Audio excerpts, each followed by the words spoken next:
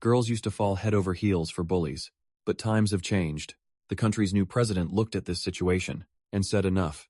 He decided to put an end to juvenile delinquency. Once and for all, this place appears to be an ordinary, correctional facility yet. It's regarded as hell itself by every troubled youth in the nation.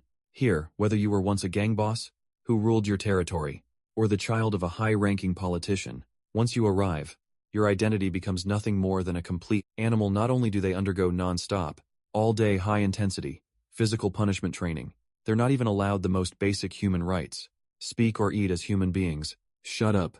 They can only make pig sounds and enjoy pig meals.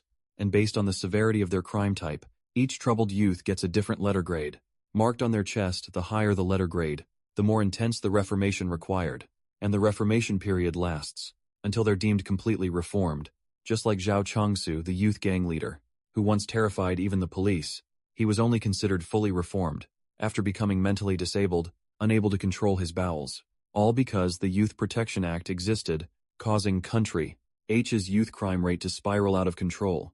Not only did teachers, who tried to guide them down the right path, become targets of violence, but even when they injured or killed someone, they felt no guilt whatsoever, because they knew that with the Youth Protection Act, they would never be punished no matter what. This led to an era where no adults dared to correct children's mistakes. Fearing retaliation, adults didn't dare stand up, becoming cautious around children. But all this changed. After Han Mansu was elected president, he abolished the Youth Protection Act and enacted a new law, called the Special Reformation Act. Lenient punishment became a thing of the past.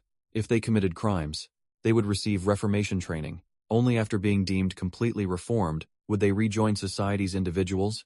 In short, if words don't work, concentrated discipline becomes the only solution. But strangely today, these youths are voluntarily lining up at the playground to donate blood. The adults watching, I think they've changed for the better. But in reality, their purpose is simply to get a blood donation certificate, because one certificate can be exchanged for 5,000 currency at Lee Min-soo's place. And the first thing they do, after getting the certificate, is come to Lee Min-soo to exchange it for money. This is the business our protagonist, Lee Min-soo, is currently running, buying a 5,000 gift card and one blood donation certificate for 10,000. However, his purpose is only for those certificates, since each one has an implicit value of about 12,000. He profits by acting as a middleman, earning the price difference. He clearly knows this is criminal behavior, yet he's not afraid at all, because for a minor like him, the worst-case scenario is just receiving a warning letter. The real danger is watching out for other delinquent youths.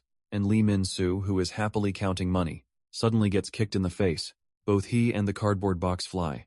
Several meters away, several delinquents approach Lee Min-soo, saying, "He seems to have made quite a bit of money lately." Lee Min-soo looks at these delinquents and curses. Damn, his worst fear has come true. These delinquents surrounding him scoff at the newly enacted law, thinking reformation is a load of crap. At this moment, the blonde leader continuously sprays several foul-smelling, yellow smoke bombs, and Lee Min-soo is pinned under him. Enduring this stinking humiliation, the blonde asks him, "Don't you know to share money with others? Or are you only so bold?" Because Chang-soo went to the correctional facility. With that, he spits on Lee Min-soo's face. Humiliated, Lee Min-soo trembles with rage and shouts that, without Zhao Chang-soo, he's just a worthless loser. The blonde says he certainly knows. Chang-soo is 100 times more terrifying than him. But coincidentally, Chang-soo is getting out today. Hearing this, Lee Min-soo's pupils instantly contract. Zhao Chang-soo is the leader of the regional youth crime gang. Everyone he ever hurt suffered terrible torture, but no one dares call themselves a victim, because they all fear revenge from this demon.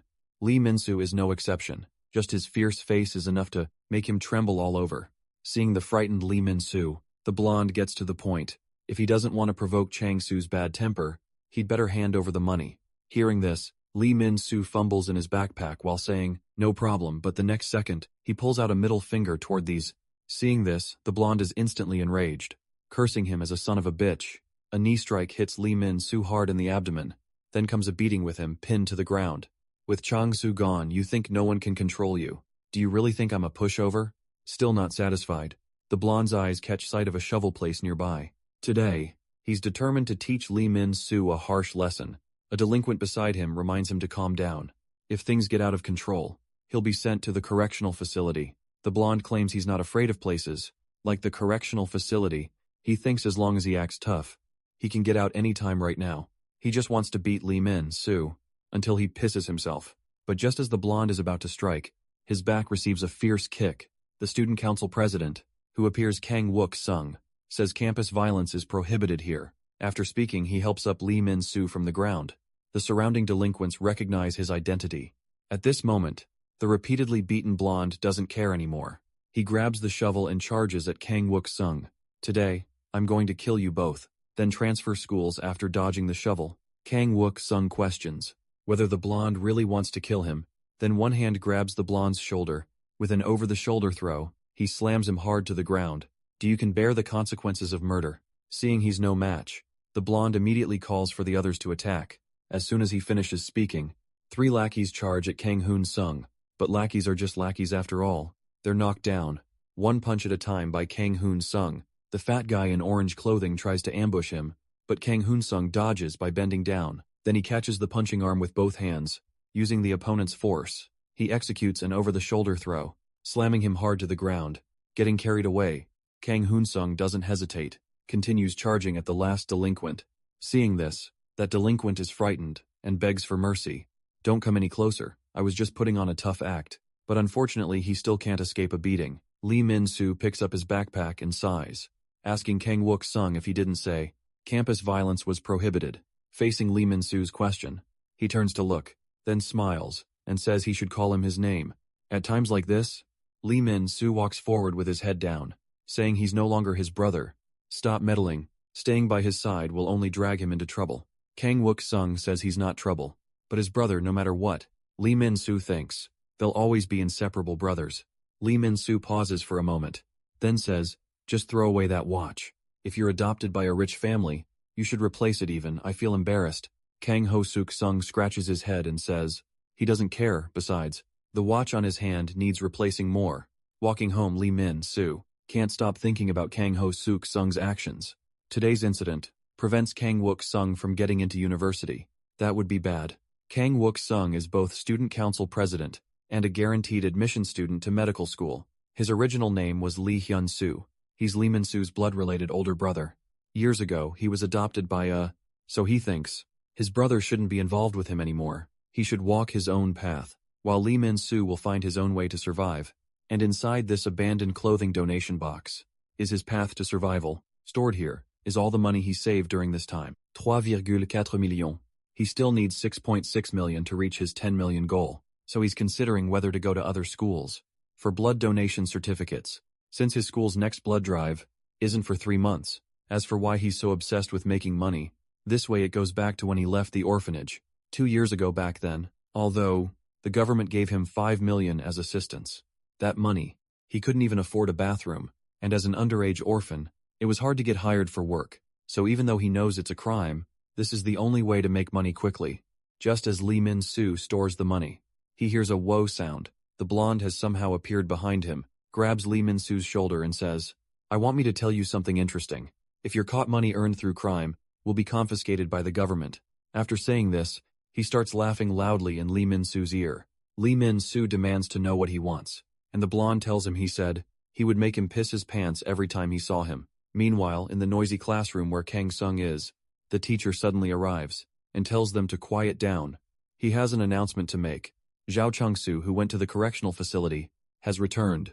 He believes Changsu has truly reflected on his behavior and asks the classmates to help him readjust to campus life. After hearing this, the classmates start discussing. Some say if Changsu hears this, the teacher will get beaten.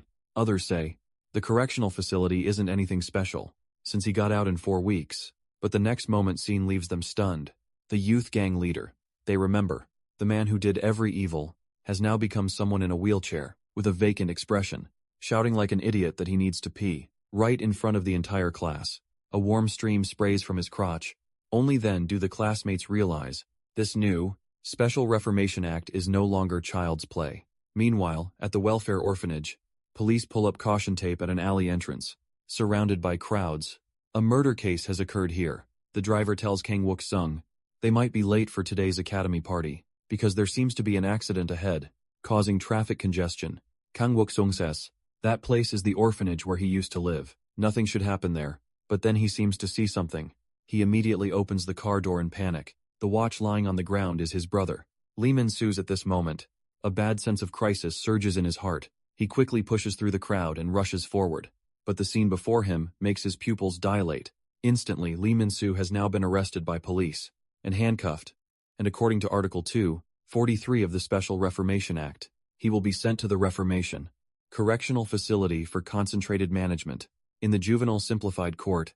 At the Reformation Correctional Facility, the judge furiously scolds Lee Min-soo as hopeless, showing no sign of reflection. Don't forget, you're sitting there because of murder charges.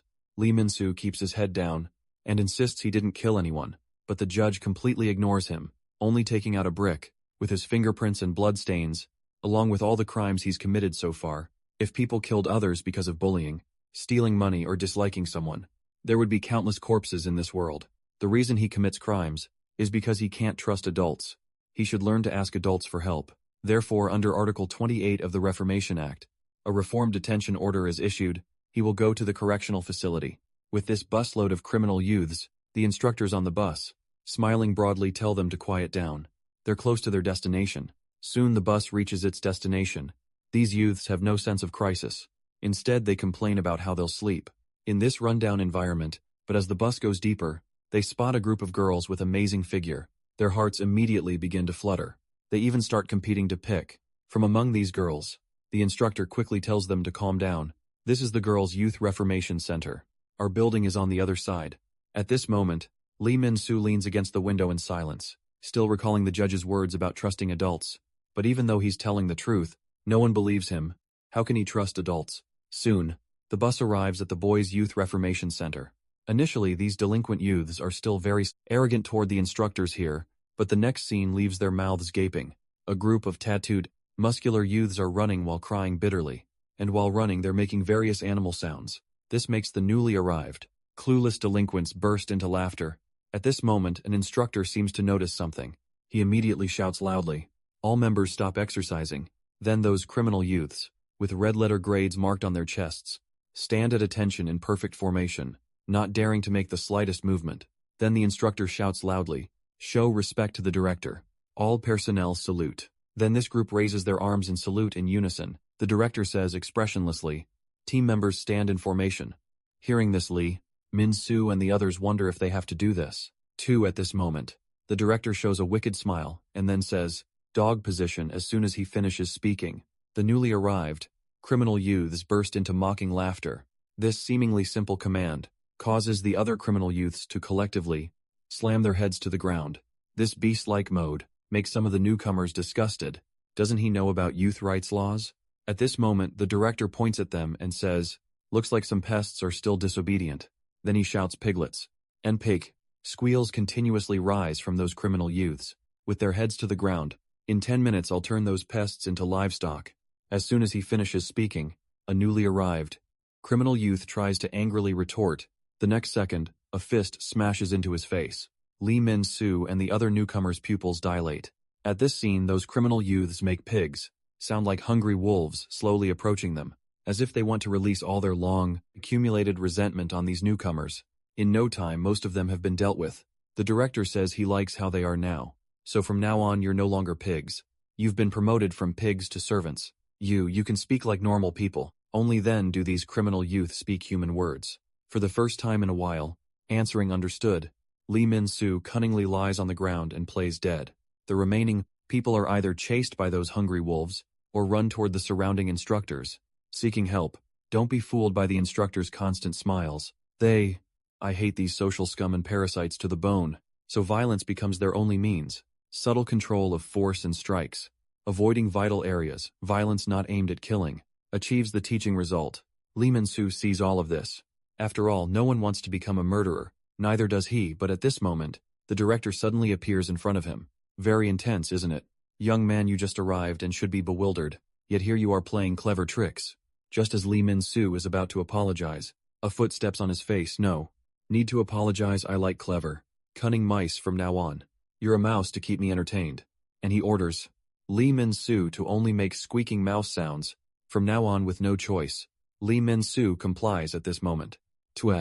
Instructors report that everyone has been sorted out, so these newly arrived Criminal youths are stripped of their clothes and made to kneel together, and what comes next is their evaluation phase. On the other side, Kang Wook-sung finds Chang Su's home. He knocks for a long time but gets no response. So he takes out scissors, planning to pick the lock this way. Soon the door is easily opened by him. He's mastered this lock-picking skill since childhood. When he was young, he and his brother, Lee Min-soo, often broke into empty houses.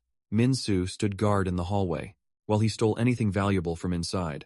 In just 5 minutes, they could steal all the valuables from a house. They repeated this burglary behavior for several years, until they were caught by police and sent to the orphanage. Only then did this life stop. Since then, Kang Wook-sung never thought he'd do it again. But today his purpose isn't burglary, but to find his brother's whereabouts, and Chang Su, lying on the bed with his hands tied, is currently the person who knows where he is located. Chang Su lies on the bed crying, saying he's pooped himself again. Looking at this mentally disabled youth before him, Kang Wook-sung can't help wondering, what kind of reformation facility could turn him into this? They say you fell from a height and hit your head, but you have no injuries or fractures. I'm afraid there's another reason for your current state, right? But Chang Su now can't understand his questions at all. He just keeps shouting that he needs to poop. Seeing this, Kang Wook-sung slaps his head. For you, it was only 4 weeks, but I don't know when my brother will get out, so hurry up and answer my questions. Kang Wook-sung is extremely anxious now, because the evil Chang Su became like this in just 4 weeks. He doesn't dare imagine what condition his brother will be in when he gets out, but Chang Su is now just a mentally disabled fool. He won't give any response at all, only feeling pain and repeatedly saying he was wrong. Stop hitting him. Kang Wook-sung realizes this guy really has become mentally disabled. Continuing to question him is just wasting time. But at this moment, he suddenly discovers something on Chang Su. This discovery is a letter grade marked on Chang Su's chest, and this marking is the letter that every criminal youth gets marked with. After entering the correctional facility, the director gives this evaluation based on the severity of each youth's case. The director scans the group and finds this batch is just boring, minor characters. But suddenly he discovers someone different. That's Lee Min-soo. He excitedly stands up and shouts, I knew my eyes wouldn't deceive me. Congratulations, Mouse. Lee Min-soo, you're more violent than you look. I didn't expect the only grade A in this batch to be you during your training period. You'll have a particularly pleasant time. At this moment, hearing this, Lee Min-soo only feels a strong sense of crisis surging. After asking around, Kang Wook-sung arrives at the gate of Yeonji Girls' Middle School. At this moment, a group of girls just getting out of school walk out happily. One of the girls seems to have discovered something incredible. She hurriedly stops her friend, who's still eating and blushing, tells her to look in that direction. At this moment, Kang Wook-sung is sitting on a bicycle reading a book. Due to his overly handsome appearance, the two girls instantly become cute and approach to chat him up. The girl wearing a mask asks suggestively if he's a trainee. Kang Wook-sung takes off his earphones and says, sorry, he's not. He asks if he can inquire about something, but that inadvertent smile instantly captures their girlish hearts. They say they can not only answer his questions, but also provide their home addresses. Kang Hoon-sung explains, he's looking for someone named Gu Se-min, but hearing the name, the girls' expressions suddenly change, point into the crowd and say, you're not looking for that. Crazy woman, are you? She just got out of the correctional facility. The next second, sensing Gu Se-min's gaze, they're immediately frightened into lowering their fingers and deliberately avoiding her. After confirming his target, Kang Hoon-sung strides forward and blocks Gu Se-min. Blocked, Gu Se-min asks what he wants. Kang Wook-sung says he has some questions about the correctional facility. He'd like to ask her. Hearing correctional facility, Gu Se-min shoves him aside and tells him to get lost and stop bothering her at this moment. Kang Wook-sung bows his head and explains he doesn't mean to offend. His brother has now been sent to that place. But after hearing this, Gu Se-min doesn't stop. Just as Kang Wook-sung wonders if he asked who directly, a motorcycle helmet is thrown at him. Gu Se-min signals him to get on. She doesn't think they should talk about the correctional facility. Here on the road, Kang Wook-sung asks what made her change her mind, and the reason is that Gu Se-min's brother is still there too. As for the correctional facility, she describes it with just 2 words, hell. At this moment, the criminal youths, just sent to the correctional facility, have already endured 3 hours of high-intensity training. They're so exhausted their muscles won't stop trembling. They only hope this damned punishment will end soon. But the next second, at the instructor's command, Lee Min-soo shouts out mouse squeaks, while the others make pig sounds. But the instructors curse that their sounds are wrong. When shouting one, it should be pig sounds. When shouting 2, it should be ugh sounds. So under the instructor's 1, 2 commands, the criminal youths begin making pig sounds and ugh sounds while squatting. Lee Min-soo's situation is less complicated. He just needs to continuously make mouse sounds, the rising and falling livestock sounds, make the director on the platform thoroughly enjoy himself. He thinks livestock sounds are always so wonderful. At this moment, one criminal youth collapses from exhaustion. What greets him is the instructor's fists and kicks, followed by shouting someone fell behind. Everyone start over, the criminal youth explains. His stomach really hurts, and begs the instructor to let him go to the bathroom. The instructor says, "Weren't you arrogant when you first came? Now you can't even handle this." At this moment, the director notices the situation and stops.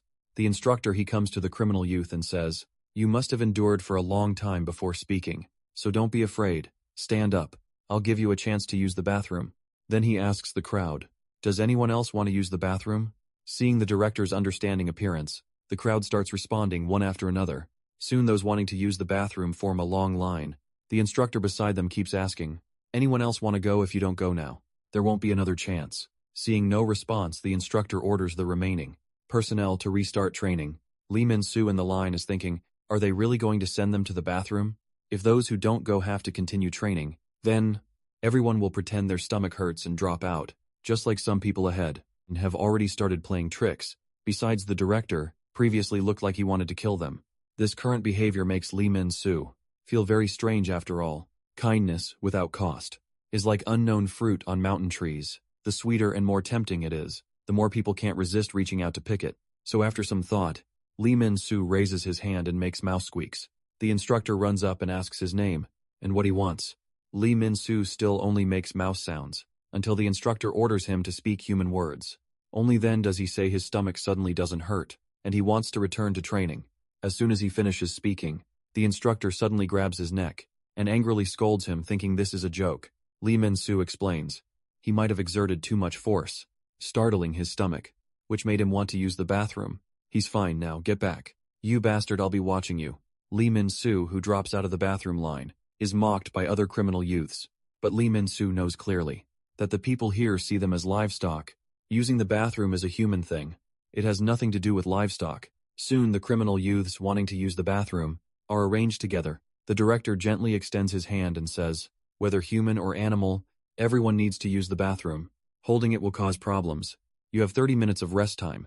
At these words, those criminal youths in the bathroom line show victorious smiles, but at this moment, the director suddenly points at them and says, "What are you smiling about? I wasn't talking about you, but those who didn't go, they can rest now. As for you, now you begin human centipede training." At this moment, Lee Min-soo is extremely grateful. He sensed something wrong and chose to drop out. Centipedes are arthropods, belonging to the Chilopoda subphylum. They basically have 15 pairs of legs to hunt. 177 pairs, maximum. They're a lower existence than humans and beasts, and these criminal youths will support themselves with both hands, head to buttocks if anyone falls during the process. The timing restarts. This is the dear director's fully automatic, digestive toilet built for them. During the process, they also have to endure constant beatings. From the instructors, "You insects wanted to shit, didn't you now? Why isn't anyone shitting?" Soon, 30 minutes pass. Instructors wash their bodies with cold water to prevent the stench from polluting the air. The criminal youths, who 3 hours ago were like wild beasts, have now become livestock, ready for slaughter. As dismissal bells ring from the speakers, today's training session finally ends, and what comes next is mealtime and dormitory assignment. Lee Min-soo looks at the food in the tray. That looks like pig feed. Wonders if this is really something humans can eat. No seats, no utensils. A crowd eating like livestock. Before eating, an instructor requires them to sing the gratitude song, just as Lee Min-soo wonders what the gratitude song is. At the instructor's command, the instructors, smiling broadly, begin singing collectively. "We are not human, we are pigs and dogs. We eat whatever we're given." This gratitude song is framed and hung in the center of the cafeteria. Lee Min-soo realizes these people don't just verbally treat them as livestock. They truly see them as livestock in the real sense. He grabs the food with his hands and puts it in his mouth, no matter if his identity is livestock or some other animal. The only thing he needs to do now is endure until he can leave. Meanwhile, Kang Wook-sung is brought by Gu Simon to a hilltop. From here, the entire appearance of the Reformation Correctional Facility can be seen. Kang Wook-sung asks if she really thinks that place is hell. Gu Simon says, Hell is better than that place. It's not a place for humans at all. She often has nightmares about what happens there. Every day now. She can't sleep. Without taking large amounts of sleeping pills. She says seeing him like this. He really cares about his brother. Kang Wook-sung says this was their mother's dying wish, hoping he would always protect him. But in the end, he still couldn't do it. That's why he came to find Gu Samin. He must do something soon or it will be too late.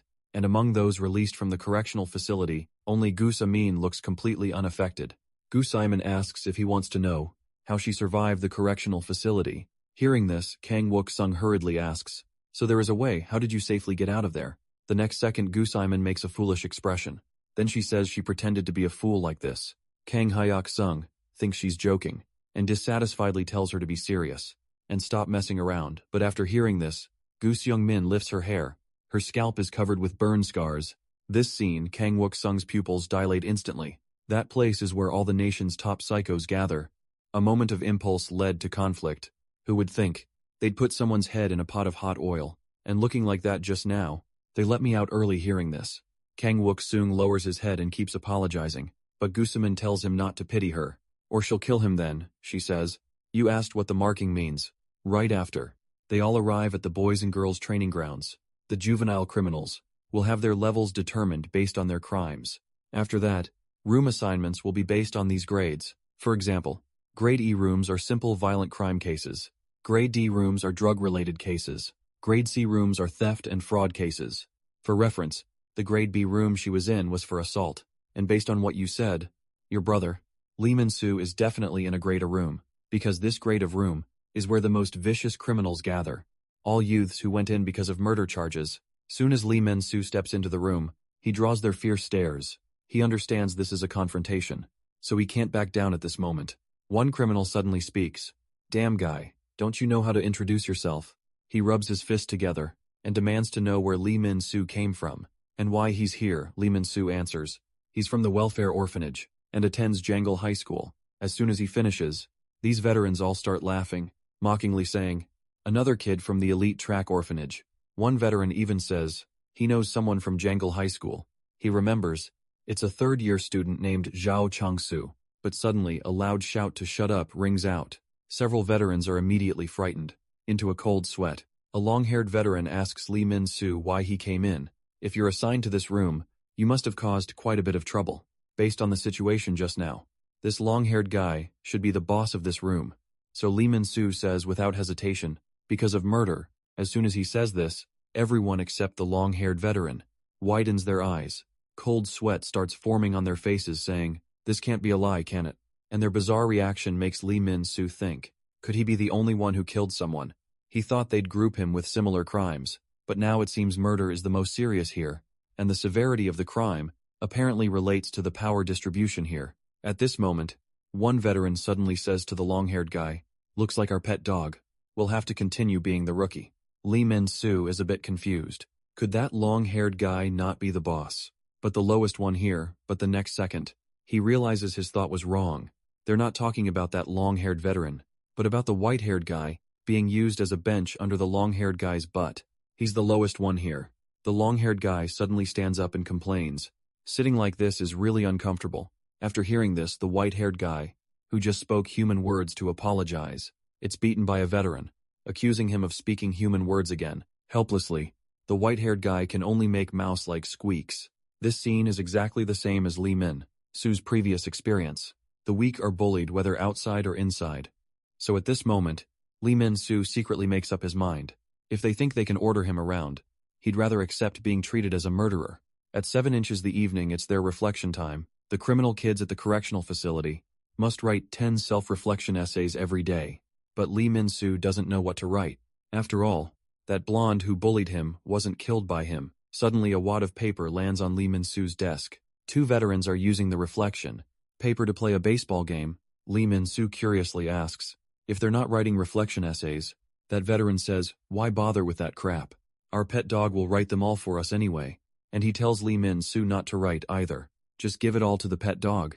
But at this moment, the white-haired guy clutches his crotch and makes 2 barking sounds. Only after getting the veteran's permission does he speak human words to say he needs to use the bathroom. 2 veterans don't make it difficult. They agree to this request.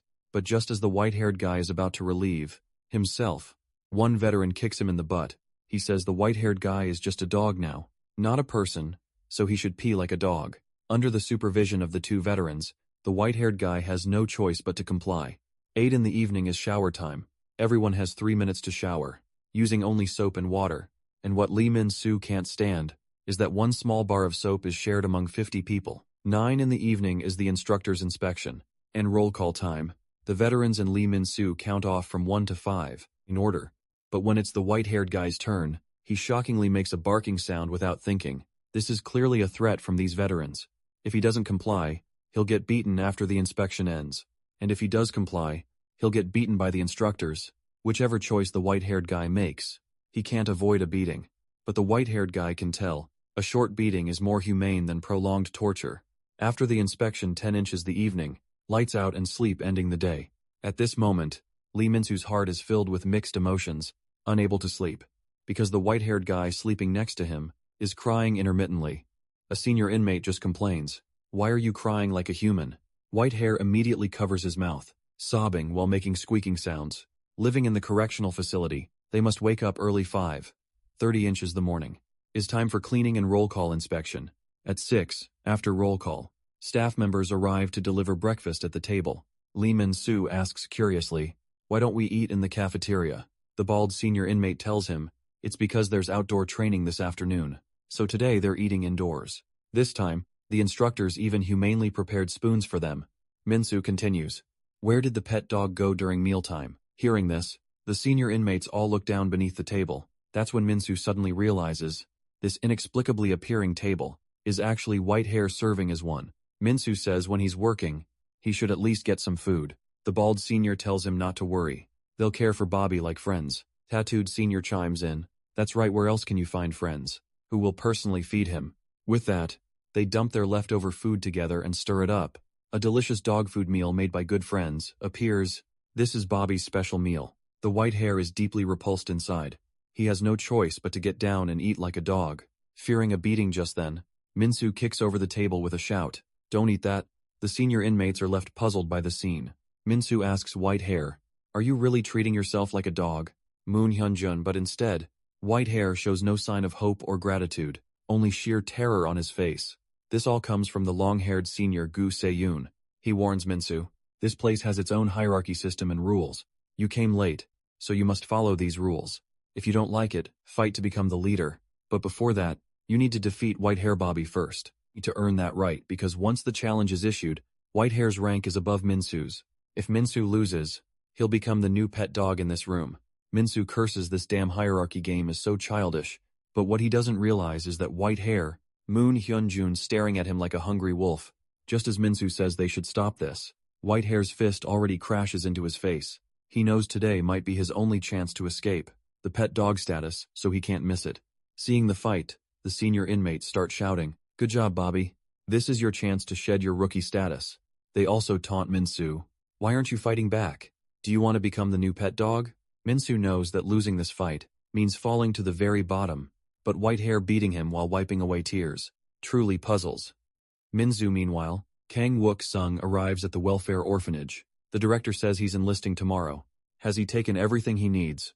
Wook-sung, holding a penguin doll, says, "Everything's packed. These are treasures to me." And Min-soo, the director, says those two brothers were the biggest troublemakers in the orphanage, especially Wook-sung, always fighting other kids. The children were so scared, they didn't dare come near the orphanage. Wook-sung explains that she misunderstood. "Though I did fight with the kids often, they weren't afraid of me. They feared Min-soo. He's the real terrifying madman. Once he snaps, no one can stop him." Right now, White Hair cries, "I'm sorry," while his fists and feet show no mercy. He has only one goal in mind, no longer wants to be Bobby. Like before Min-soo gets beaten down, holding his head with both hands on the ground. The bald senior, who was previously afraid, after hearing Min-soo was a murderer, now shows his true colors, seemingly convinced Min-soo has already become Bobby. Not satisfied with just beating him, he taunts verbally, "This is why your parents abandoned you. You trash loser new Bobby." But the moment he finishes speaking, his head receives a violent punch, as if a keyword was triggered. Min-soo completely transforms. With just one punch, he knocks the bald senior unconscious. This scene leaves everyone else stunned, especially White Hair Moon Hyun-jun, who stands frozen in place. Just as Wook-sung said, he's the one who's truly terrifying. And when raged, Minsu has only one thought in mind, to turn everyone here into Bobby. I told you you will all become the new Bobby. But then a senior kicks him in the back. 3 seniors have now teamed up. Turn us all into Bobby. Are you insane? Don't act tough. This is Greater Room. This place is full of people who think they're tough. I've been lenient with you, because you're an abandoned orphan. But before he can finish, a plunger gets shoved into his mouth. Now because the keyword was triggered again, Minsu becomes even more furious, roaring, "Shut up." Then he punches the senior's face, breaking the plunger into 2 pieces. Seeing this, the other 2 seniors can't sit still anymore, and rush forward. One even threatens to, but the next moment, Scene freezes them in place. Minsu holds the broken plunger like a weapon, his eyes like a madman's as he points it at them. "Kill me. Have you ever killed anyone before?" Meanwhile, at a golf course, Councilman Kang casually swings his club, and his subordinates immediately applaud. Kissing up to him, Wook-sung kneels nearby. The councilman asks him how he got that thing. Bok-sung says that although it's early, he's ready to enlist. The priority is solving youth problems. It'll benefit your political career. Hearing this, Councilman Kang chuckles. "The guy thinking of me lost his medical school admission. Explain it clearly." Wook-sung, "Is it because of that brother of yours? In the correctional facility, but even if you enlist now, there's no guarantee. You'll be assigned to the youth correctional facility." Hearing this, Wook-sung says, "That's exactly why I'm here, asking for your help if anyone can make it happen."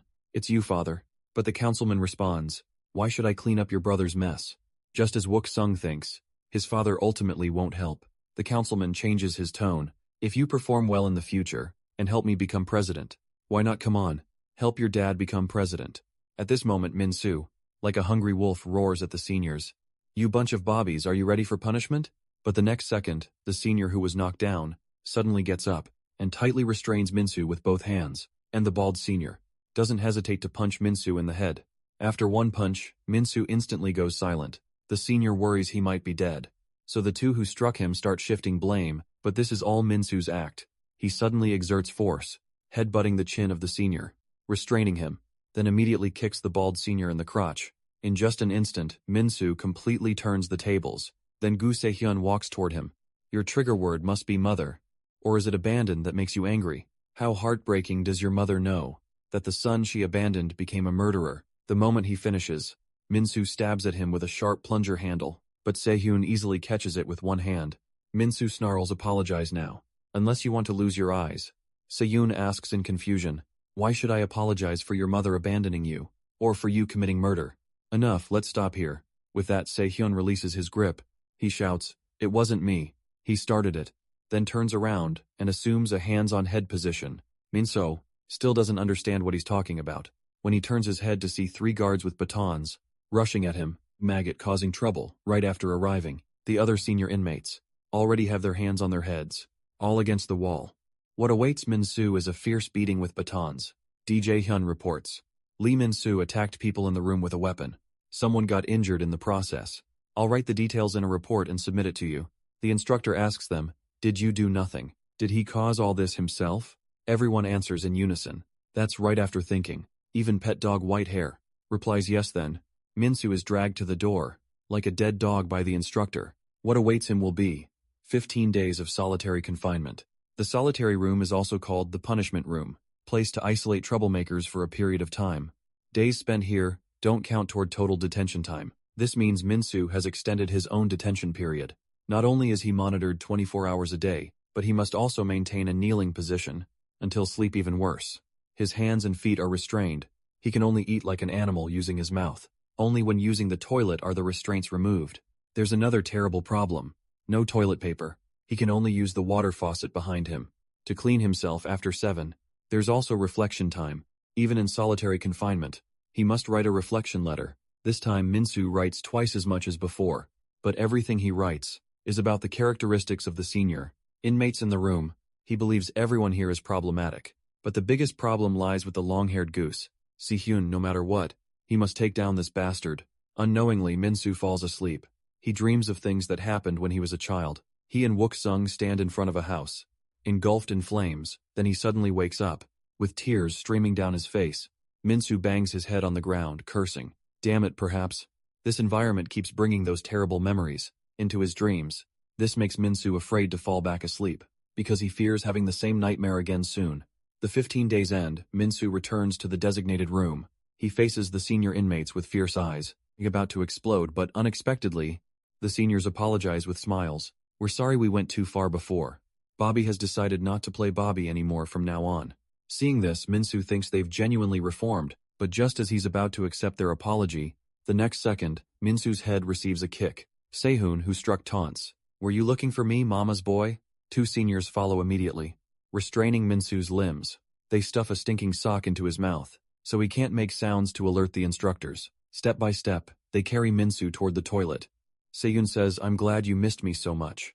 But unfortunately, there's someone even more eager to see you. With that, the bald senior slowly removes his clothing, keeps approaching Minsu in the toilet. Just as Minsu thinks he's about to be violated, a shout of enough instantly stops the senior's actions. Sehyun looks at the arriving guard. You look like a new guard. But don't meddle, we're doing this with permission. No one's permission matters. Your punishment will be dealt with later. The guard slowly approaches, and extends his hand to Minsu. Minsu looks up and freezes. The moment he sees who it is, Kang Wook-sung suddenly appears as a guard. He extends his hand to Minsu, already having calculated a plan. As long as Minsu follows it, he'll soon regain his freedom. But right now, Minsu bypasses him and delivers a heavy punch, straight to the bald senior's jaw. What were you trying to do? Taking off your pants just now?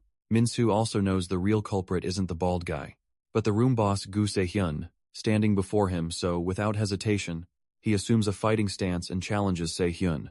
Meanwhile, the other three seniors surround Wook-sung. They size him up. You look too young to be a guard. But either way, every room has its own rules. And these rules are permitted. Or will you follow this room's rules too? Wook-sung responds, you mean the fighting rules? And I guess I need to follow the rules too. Hearing this, the seniors show smug smiles. Then don't go back on your word. And use your guard status to settle scores. Later, Wook-sung smiles slightly, indicating he's always a man of his word. On the other side, Minsu, no matter how he swings his fists, you can't touch Sehun at all. Sehun mocks him. You don't even have the strength to stand steady. Yet you're shouting, taking this opportunity. He turns to check on the situation with the others. He discovers that in just that instant, Wook-sung has subdued everyone. The seniors didn't even have a chance to fight back. Just as he wonders what's happening, Minsu's attack arrives, quietly distracted. His chin receives a fierce blow from Minsu. Then Minsu shouts triumphantly, You're fighting me, please don't look around. Having taken that hit, Seyun's veins bulge slightly on his forehead. He thought that by holding back before, Minsu would know when to stop. But now, he decides to personally teach this guy a harsh lesson, to make him understand what a real power gap is. Do you know why Bobby became Bobby? The unyielding Minsu stands up again and kicks at him, shouting, What Bobby? I don't care, Bobby was once the room boss here, just like you, not knowing your place and acting recklessly, being beaten one-sidedly. Minsu clearly understands the gap between them, but he believes he absolutely cannot lose so easily. So he swings his fist again in this room. You're the most pathetic bastard. But what greets him is a fierce strike. After this blow, the room falls completely silent. Minsu feels all the strength drained from his body. His consciousness foggy, yet he's still thinking, damn it. I got beaten by that bastard who insulted my mother. Besides that one sneak kick, he couldn't even land a single hit. More importantly, every time he gets beaten, Wook-sung is present. Wook-sung asks Minsu, how do you feel still alive? But Minsu simply closes his eyes and passes out. Wook-sung looks at him and sighs helplessly. Then he hoists Minsu entirely onto his shoulder. Sehun watches them preparing to leave, and asks where he's taking Minsu. He needs to learn his lesson. Wook-sung responds, of course, to solitary confinement. He disrupted order and must be punished. But Sehun says at this moment, you performed well just now. How about a fight with me? Wook-sung says if he doesn't want to be punished, he should take back those words also. Please don't fight. That's what your sister said. Hearing this, Sehun freezes in place. When Minsu wakes up again, he finds himself back in the solitary room. He resentfully decides in his heart that next time he returns to the room, he'll definitely shave off all of Seyun's. Later, feeling sharp pain in his stomach, he squats over the toilet. After relieving himself, he discovers the faucet won't produce water. This means his hands won't be able to be washed. After wiping, but then he notices toilet paper placed nearby. He feels strange this time and solitary. Not only is there toilet paper available, but his hands and feet aren't even restrained. That's when he realizes he seems to have forgotten something important. Suddenly thinking of something, he punches the iron door and shouts at the guard outside. How did you end up here? Are you insane? Why come to this place? Instead of going to medical school, Since you have a stepfather, just live happily. Why play hero to save me? Get the hell out of here now. Don't worry about this murderer anymore. Why ruin your own life for a killer? Wook Sung calmly responds. No matter who says you're a murderer, I believe you didn't kill anyone. Min Soo, because you're my brother. Then Wook Sung explains his entire plan. Min Soo just needs to follow what he says, and he can leave here early. As long as he doesn't keep getting thrown into solitary. Like an idiot, Min Soo says all of this is fine. But before that, he has one request. He wants to fight that long-haired bastard again. Wook Sung asks him, knowing you'll lose. Why fight him again? Min Soo explains. Because that guy insulted mother. The moment he finishes, Wook Sung falls silent. Then he says, I can tolerate everything else, but not someone who insults mother. So for this duel, I'll teach you how to win. But if you lose again, to that person who insulted mother, I'll kill you myself. When the 15 days of solitary confinement end, Min Soo faces the vicious seniors surrounding him and actually volunteers to be Bobby, getting down on the ground like a pet dog. This is the first strategy they discuss. During those 15 days, endure and submit, to wait for an opportunity to strike back. Just like that, Min Soo becomes the second Bobby in the room. His back is used by the seniors as a game board and for playing Gamoku, but after just an hour, Min Soo can't take it anymore. He angrily stands up suddenly and roars, startling two seniors. The seniors glare at him viciously. Changed your mind about being Bobby.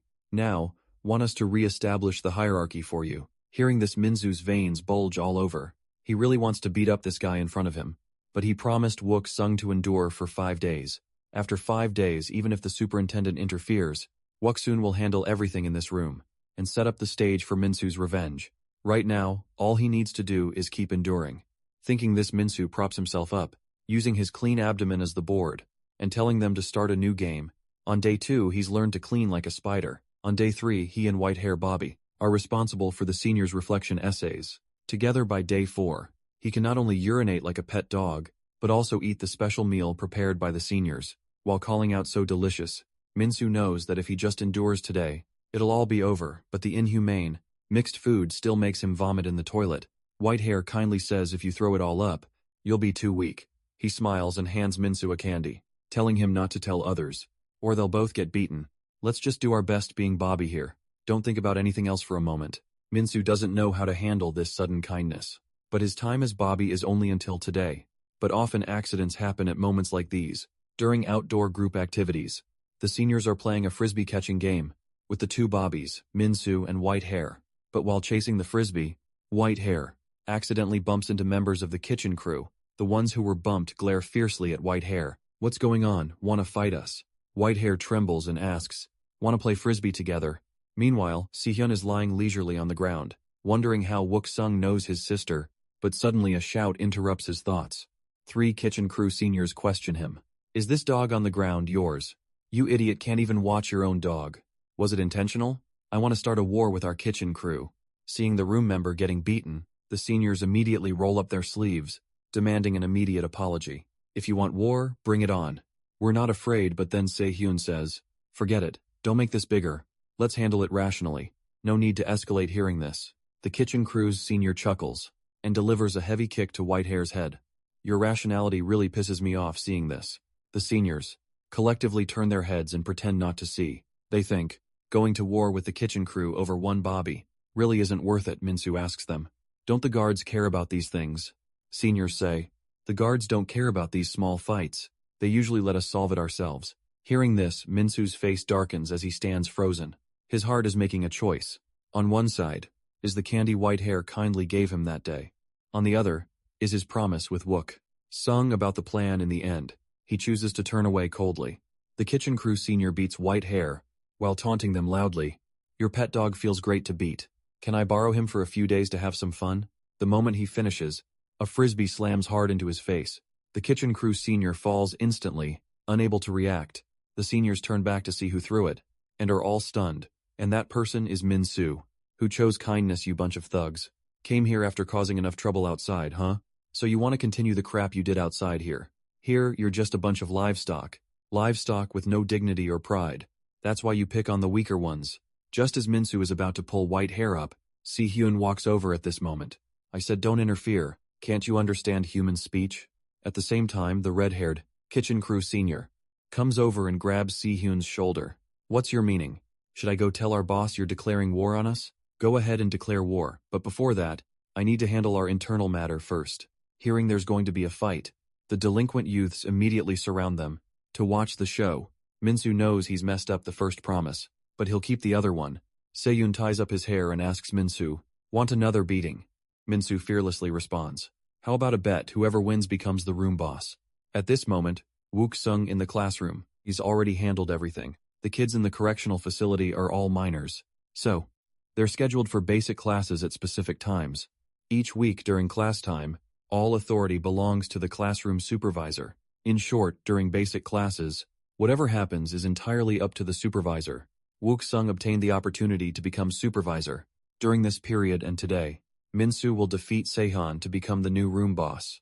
In his plan, their duel will take place in a small area, formed by several desks. Wukong checks his watch. Puzzled, the time has come. Why haven't the main characters arrived yet? Then commotion outside catches his attention.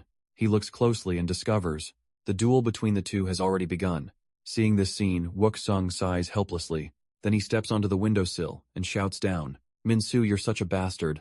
Though during the 15 days in solitary, Wook Sung repeatedly taught Minsu the same combo technique every day. First step hook. Second step, liver punch. Third step, uppercut.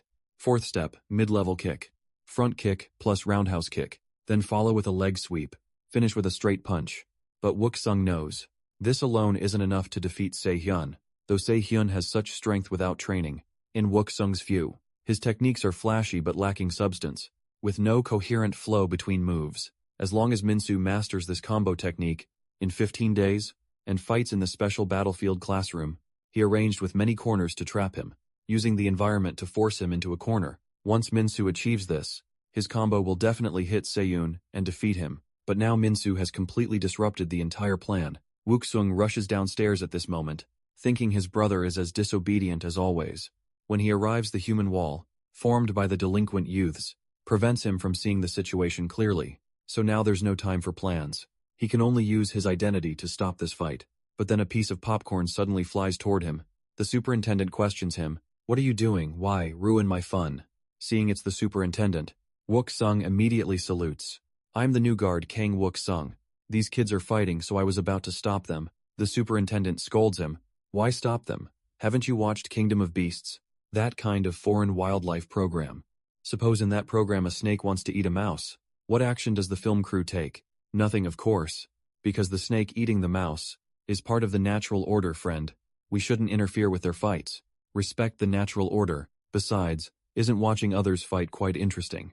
Seeing the superintendent's crazy demeanor, Wook Sung realizes all he can do now is follow orders. Minsu keeps trying to attack with the combo technique. Wook Sung taught him but still can't hit Sehun at all. Instead, he gets punched in the face again and again. Just as Wook Sung said, without a wall, the combo technique alone isn't enough to hit him. But the disparity in their strength leaves Minsu, currently able to rely only on the combo technique, who launch attacks but a soulless, empty shell, is ultimately useless effort. Sehun seizes the opportunity and kicks him flying. As Minsu crashes into the crowd, they rain down insults. Seeing this situation, Wook Sung covers his face and sighs, hoping his brother will give up soon, so he can devise another plan for a comeback later. Right now, knocked into the crowd, Minsu only feels sharp pain in his knee. He knows if this continues, he'll definitely lose like last time. To avoid getting hurt worse, the thought of surrendering begins to emerge in his mind. Then a hand pushes Minsu back out a group of him. "You idiot, what are you spacing out for? Get back up there and fight. If you give up now, you'll have to answer to us." Si-hyun, hands in his pockets, also asks him, "What's this mama's boy doing? Looking for your mommy?" Hearing this, Minsu chuckles. The plan has already formed in his mind. Sehun asks what he's laughing about. Minsu responds, "Nothing, but I think I found a way to beat the hell out of you." Seeing the two back in the ring, the crowd erupts in cheers again. Seyun-yeon's playtime is over. Minsu stretches a bit, then says, "Yes, I think it's time we settle this." Though he's now figured out how to execute to lure Sehun over, is the problem Wook Sung discussed with him before, that with Minsu's current strength, he cannot actively force him into a corner.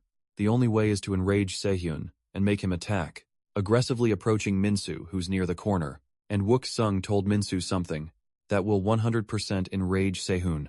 Minsu shouts at Sehun with a sleazy look, "Hey, what do you think of Gu?" Seoman's looks the moment he finishes. Sehun is indeed enraged without hesitation. He throws a punch at Minsu near the human wall. As expected, this method works. Before the punch lands, Minsu blocks it with his palm in advance, and taking advantage of the moment, he grabs his hair, then yanks hard and twists his body. The situation changes instantly. Looks like your sister is very special to you. At first, Sehun thinks Minsu hitting him is just an accident, but just as he tries to move his body to dodge Minsu's next punch, he discovers his body is blocked by the spectators. He cannot effectively dodge or counterattack. He can only let Minsu's fist continuously strike his head. Any chance he wants to counterattack and is hindered by the crowd behind him, with no leverage point to escape from here. That's when Sehun realizes he seems to have fallen into a trap. Counterattacking and dodging are impossible. Because of the spectators behind him, trying to escape the human wall means taking Minsu's punches. In short, he's now a sitting duck. The best method is to raise both arms to protect his head. Just as Sehun spots an opportunity to counterattack, Minsu hits his leg joint with a side kick. At this moment, Minsu continuously chains combo techniques to strike him, releasing all the frustration from these past days. Even as he beats him to the point of swaying, he knows his attacks cannot stop. He cannot give him a moment's breathing room. The relentless barrage keeps hitting every part of Sehun's body. As his consciousness begins to blur, Sehun knows he cannot take more beating. If the next strike doesn't hit, it's completely over, but right now, his attacks are as slow and powerless as a snail's. He's already lost any possibility of a desperate counterattack. I warned you not to insult my mother. Just thinking about it makes me furious. At this moment, watching the weakling Minsu turn the tables, the crowd erupts completely, and Minsu, as if gone berserk, keeps asking with each punch, if you don't know the situation, don't randomly judge other people's mothers, until his final punch misses. Only then does he realize Sehun has long been knocked unconscious. The moment Sehun falls, everyone's jaws drop. The three seniors in the room are especially shaken. Sehun's fall means Minsu has become the new room boss. Now exhausted, Minsu is still angry. He doesn't understand why. Even until collapsing, Sehun wouldn't apologize for insulting his mother. But suddenly, the watching delinquent youths collectively move, clearing a path. The superintendent leads a group of guards toward him. I thought you couldn't win. We didn't expect you actually did. Looks like the animal kingdom is quite interesting. The mouse actually beat the snake. Just as the panting, Minsu still doesn't understand what he's saying. The superintendent suddenly leans close to his ear. A mouse is indeed a mouse. Even when fighting so good at playing tricks. Hearing this, Minsu only dares to respond with squeaking sounds. At this moment, Wook Sung picks up Sehun and asks the superintendent what to do. The superintendent says, just throw him in solitary or something. Hearing the order, Wook Sung decisively begins to act. Passing by Minsu, he complains, this kid is so disobedient. Who does he take after? Minsu responds with a smile. Maybe he takes after his brother. Though the plan had an accident, fortunately, it's completed without real danger. Now it's time to enter Phase 2 of the plan. A day later in an art studio, Gu Semin asks, so my brother ended up in solitary. Wook Sung says apologetically, I'm sorry, things got out of control. This wasn't part of the plan. But Semin tells him not to move because right now, Wook Sung is serving as her human model for painting. Wook Sung asks how much longer. This pose is too hard to maintain. Semin says she's finished. Maybe this piece will get me into art school, as the top student. But when Wook Sung looks at it, his face fills with anger. What the hell does this have to do with art? And she painted me after some chat. Demon reminds Wook Sung that his brother might be in trouble. Because Minsu offended the kitchen crew. She was a member of the girls section, the kitchen crew, when she was in the facility. So they occasionally interacted with the boys section kitchen crew. From what she remembers, the boys section kitchen crew is a very tight-knit group. If you offend one of them, they'll keep coming after you, one by one, to cause trouble. And there's one person who needs special attention. Kitchen crew boss Jang Dobo. At this moment, Minsu, who's gone up for food, happens to encounter him. He pours side dishes onto Minsu's plate, saying, give him a little more, but soon.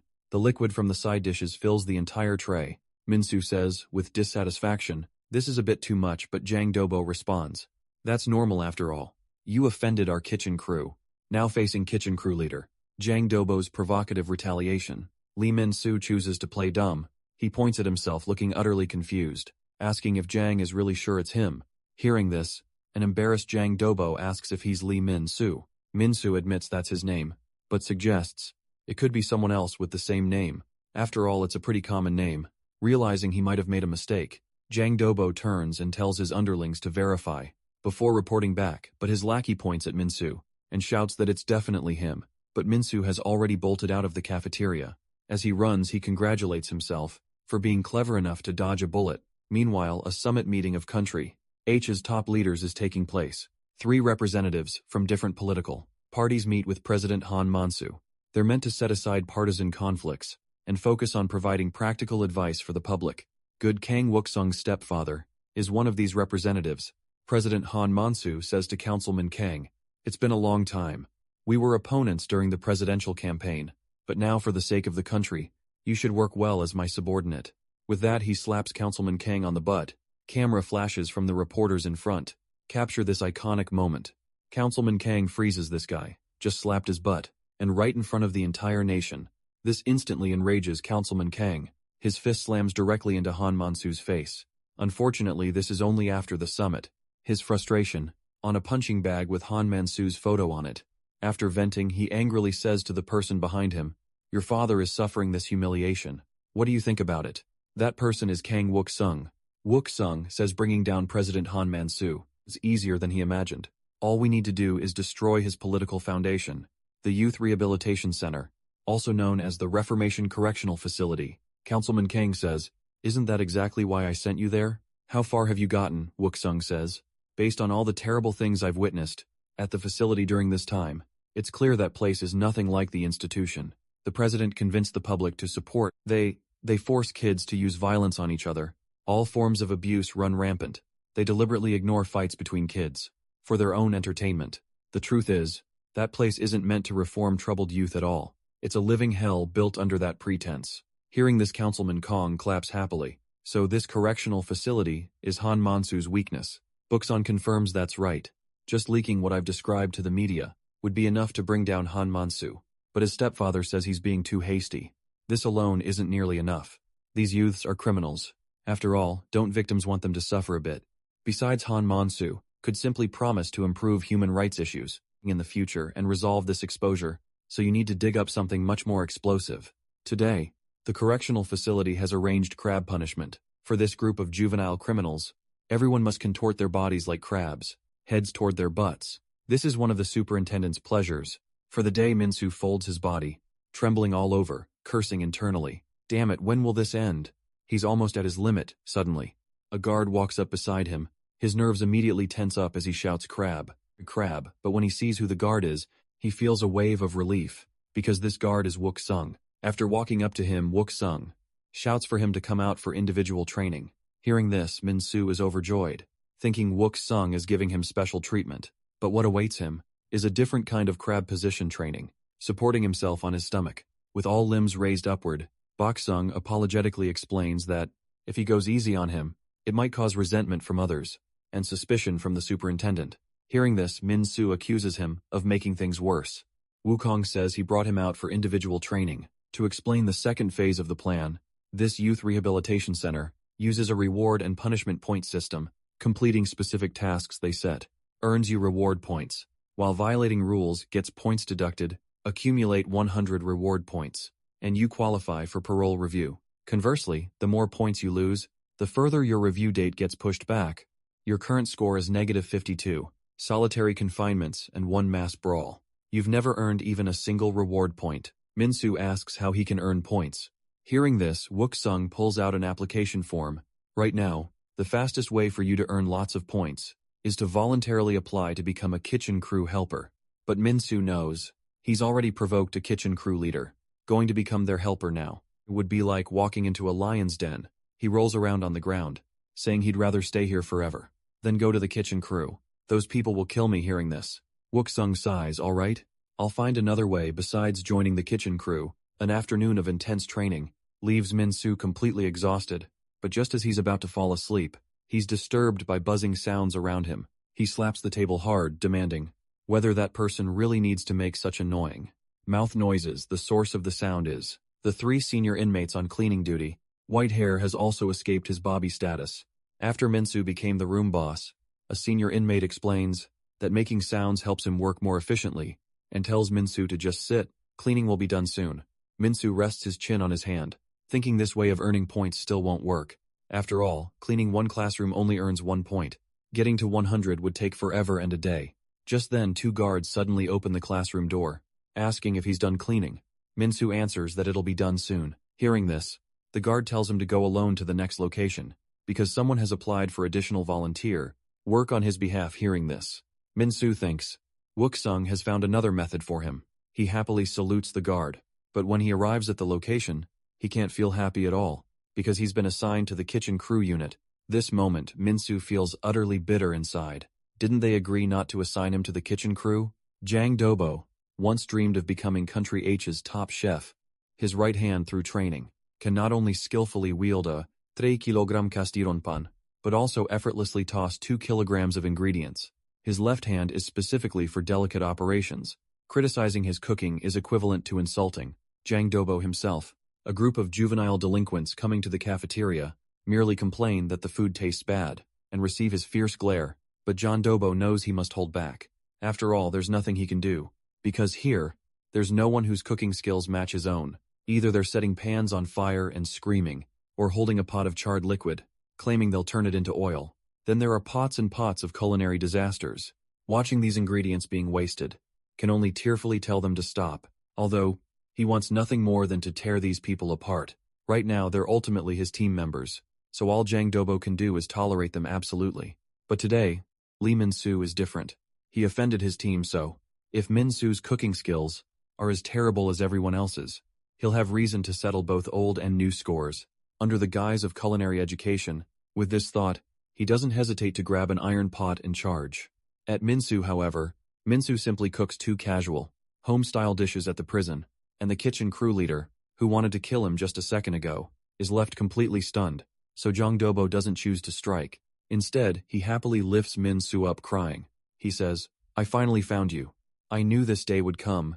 From this point on, Min-soo not only becomes the room boss, but also kitchen crew leader Jang Do-bo's treasure. Meanwhile, the kitchen crew members feasting in the storage room are troubled by this.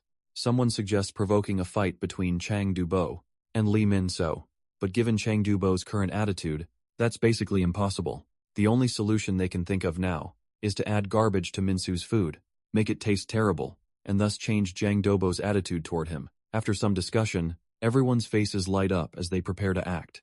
But at this moment, the sound of the door opening makes their pupils constrict instantly. Newcomer is guard Kang Wook-sung. With interest, he says, "I've always wondered why supplies kept disappearing. So it was you rats causing trouble. Well, you rats stole things, so you'll face the consequences." But the kitchen crew members don't seem to care about his warning. They even curse at him. What's with this guard? Doesn't he know this is kitchen crew territory? But before they finish speaking, in just 2 seconds, all of them are on these troublemakers, who wanted to cause problems for Min-soo, have been dealt with, although Wook-sung doesn't know who arranged for Min-soo to join the kitchen crew. It seems he's adapting quite well there. Meanwhile, in the superintendent's office, 2 guards come to report. The superintendent asks happily, "So, did they fight?" But hearing they didn't fight, the superintendent's face immediately falls, because arranging Min-soo to enter the kitchen crew and having the crew members sabotage him were all his schemes. They know the superintendent's volatile temper, so they've prepared an omelet, rice with care to appease him. On the other side, Jang Do-bo gathers all the kitchen crew members. He asks loudly, "Are you ready to welcome the special day that only comes once a month?" With that, he takes out a bar of soap and grates it into shreds. Placing them in a pot, he adds olive oil, more than twice the amount of soap shreds, to the pot, and heats it, using a double boiler. Next, while sprinkling in some finely ground roller powder, he squeezes in some orange juice to supplement vitamin E. Finally, he stirs vigorously with his powerful arms to finish. A pot of thick, moisturizing and delicious-looking liquid is complete. Jang Do-bo tells him this isn't food. It's their kitchen crew's natural hair wax, to welcome this special monthly day. "We always do this, but Min-soo still doesn't understand what special day requires." Fixing their hair, Jang Do-bo says, "Because today is the day new supplies arrive. Today we get to see the girls, and from the women's correctional facility. Every month, the cafeteria receives supply shipments, and we have to share these supplies with the women's correctional facilities. Kitchen crew. This is the only benefit of being in the kitchen crew. On this day, we style our hair to look mature, and we use our strong shoulders to carry cargo and show off." But Min-soo receives completely different treatment. A group of girls surrounds him, not only praising how cute and petite he is, but also proactively asking if he needs help. Seeing this from afar, Jung Do-po is incredibly envious. thinking this guy is slacking off, and even flirting with the girls. But just then a petite girl pokes Jong Dobo on the back. She pulls out a letter and hands it to him, reminding him to take it quickly. Before her leader sees taking the envelope, Jang Dobo's face instantly flushes red. He reaches cloud 9, watching her make a shushing gesture as she leaves. In his mind, he's already walking down the aisle with her. He's even thought of names for 5 children. In his imagination, tears of joy stream down his face. But when he opens the envelope and reads the contents, his face instantly turns deathly pale, because this love letter isn't for him. It's meant to be passed to Grade, a room boss. Lee Min-soo, meanwhile, Min-soo in the storage room, is gasping for breath from exhaustion. He can't understand why those kitchen crew idiots are only busy helping the girls move things, and forgot about their own share that needs moving. Just as he stands up to head to another location, Jong Dobo suddenly appears behind him, demanding if he's the Grade, a room boss. Min-soo confirms with confusion, but yes, it's him.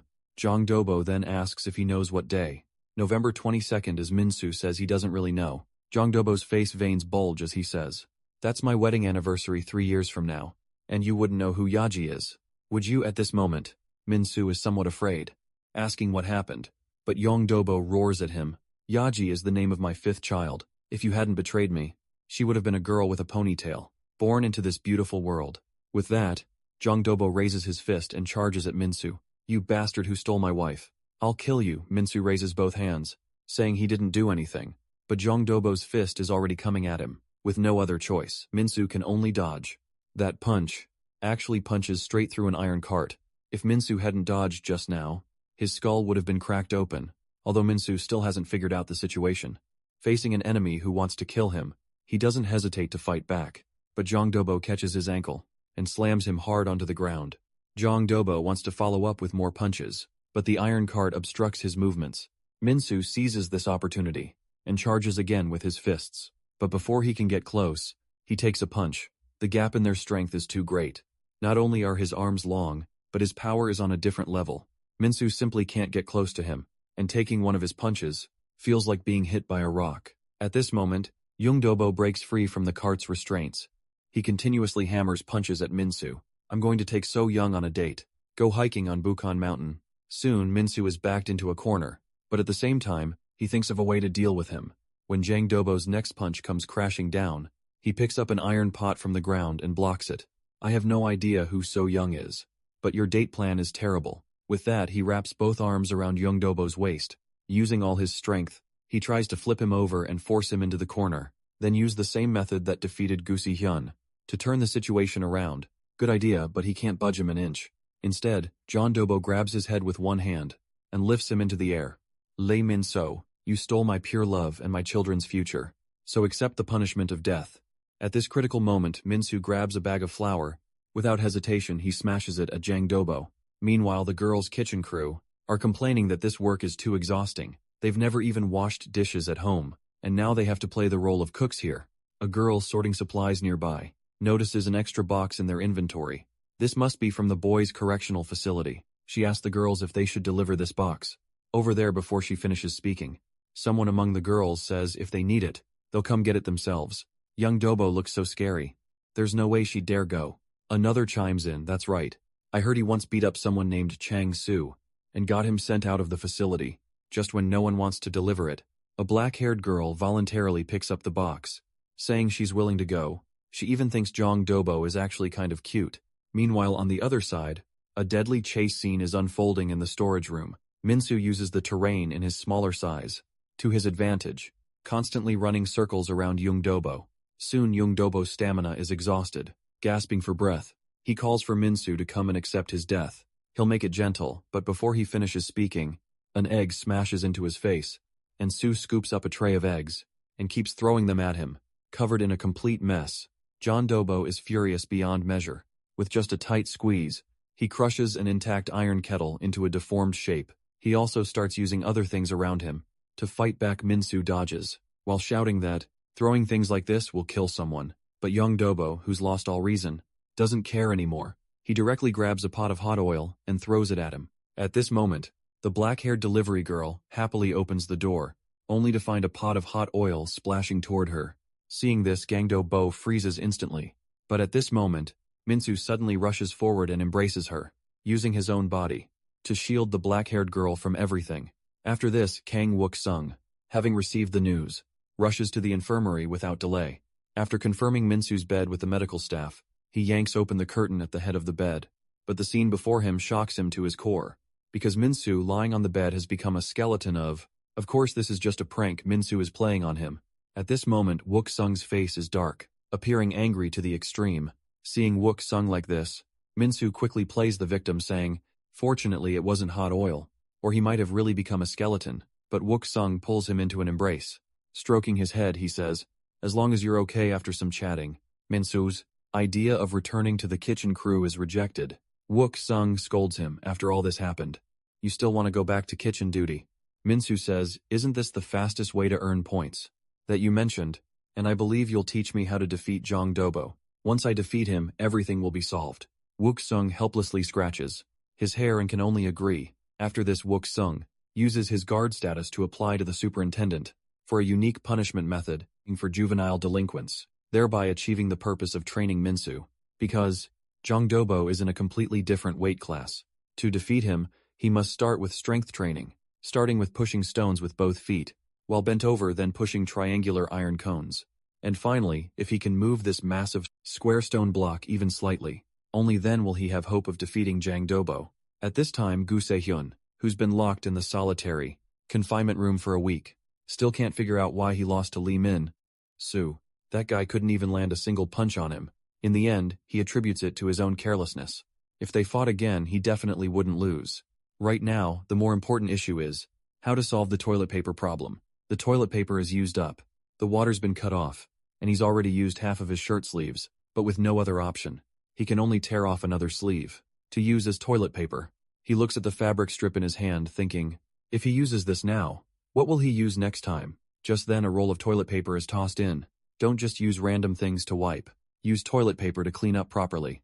Wook-sung tells him to hurry up, because he's coming in, but when he opens the door, he finds no one inside at this moment. Se-hyun suddenly appears behind him, asking how he knows his sister. With that, he throws a punch at Wook-sung. Unfortunately, Wook-sung catches it in one motion. Using professional restraint techniques, he instantly subdues him on the ground. Se-hyun knows he's strong, but didn't expect him to be this ridiculously strong. While he's thinking, Wook-sung has already raised his fist. Se-hyun closes his eyes, preparing to take a beating. But to his surprise, Wook-sung doesn't hit him. Instead, with a smile on his face, he pulls out his phone and dials Gusamin's number. Since you're so curious, why don't you just ask your sister? Having his sister's call connected, Se-hyun still can't believe it. He cautiously asks who this is, how they have Amin's phone, or if Amin got out of the correctional facility. Amin doesn't answer directly. Instead, she tells Wook-sung to cover his ears first. She has some things to say to her brother. After Wook-sung covers his ears, Simon on the other end instantly goes into God mode. She unleashes a torrent of furious scolding, although she's already torn Se-hyun's heart to shreds. With her words, the voice on the other end keeps coming. Finally unable to take it anymore, Se-hyun tremblingly hangs up the phone, hearing no sound for a while. Wook-sung lowers his hands and asks Se-hyun how he ended up in such a terrible state. Se-hyun looks utterly defeated. Nothing, I'm just tired. Then he asks, you must be working with Seaman, right? You're Minsu's brother. You're the one who taught Minsu to fight, aren't you? Wook-sung confirms. That's right. Is there a problem hearing the affirmative answer? Se-hyun's face fills with expectation.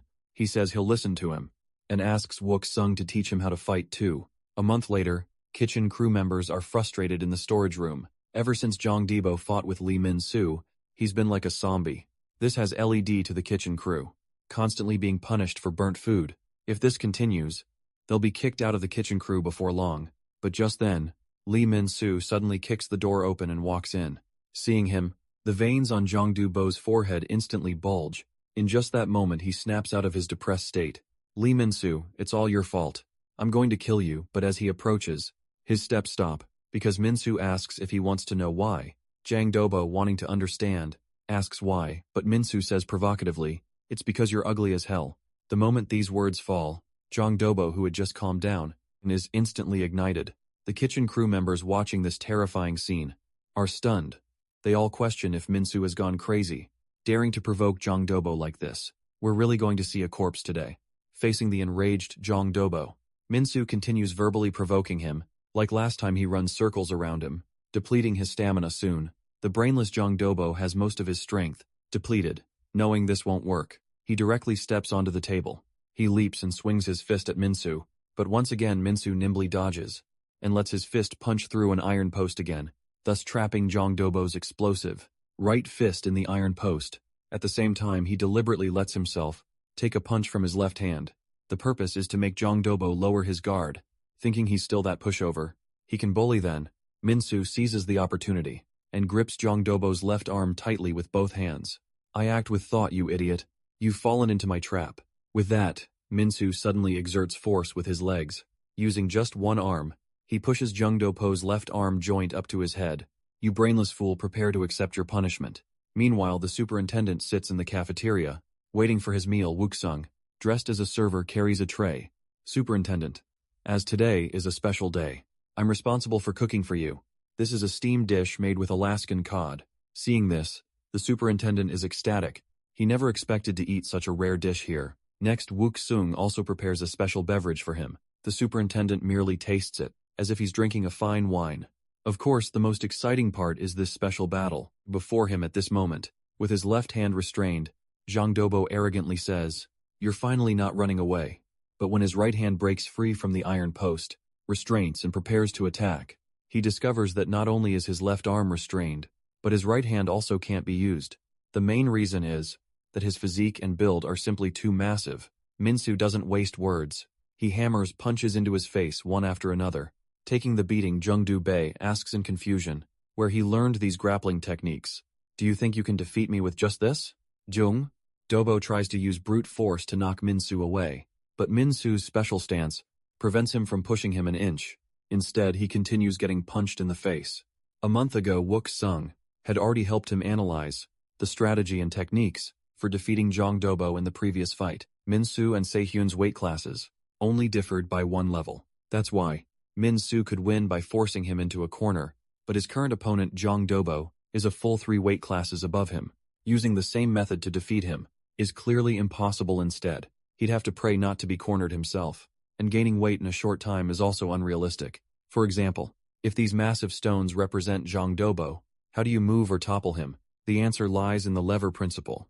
In fact, human limb movement is also based on the lever principle. Minsu can become the lever that moves this stone. Then he can also push Jongdobo. At this moment, rage burns in Jongdobo's heart.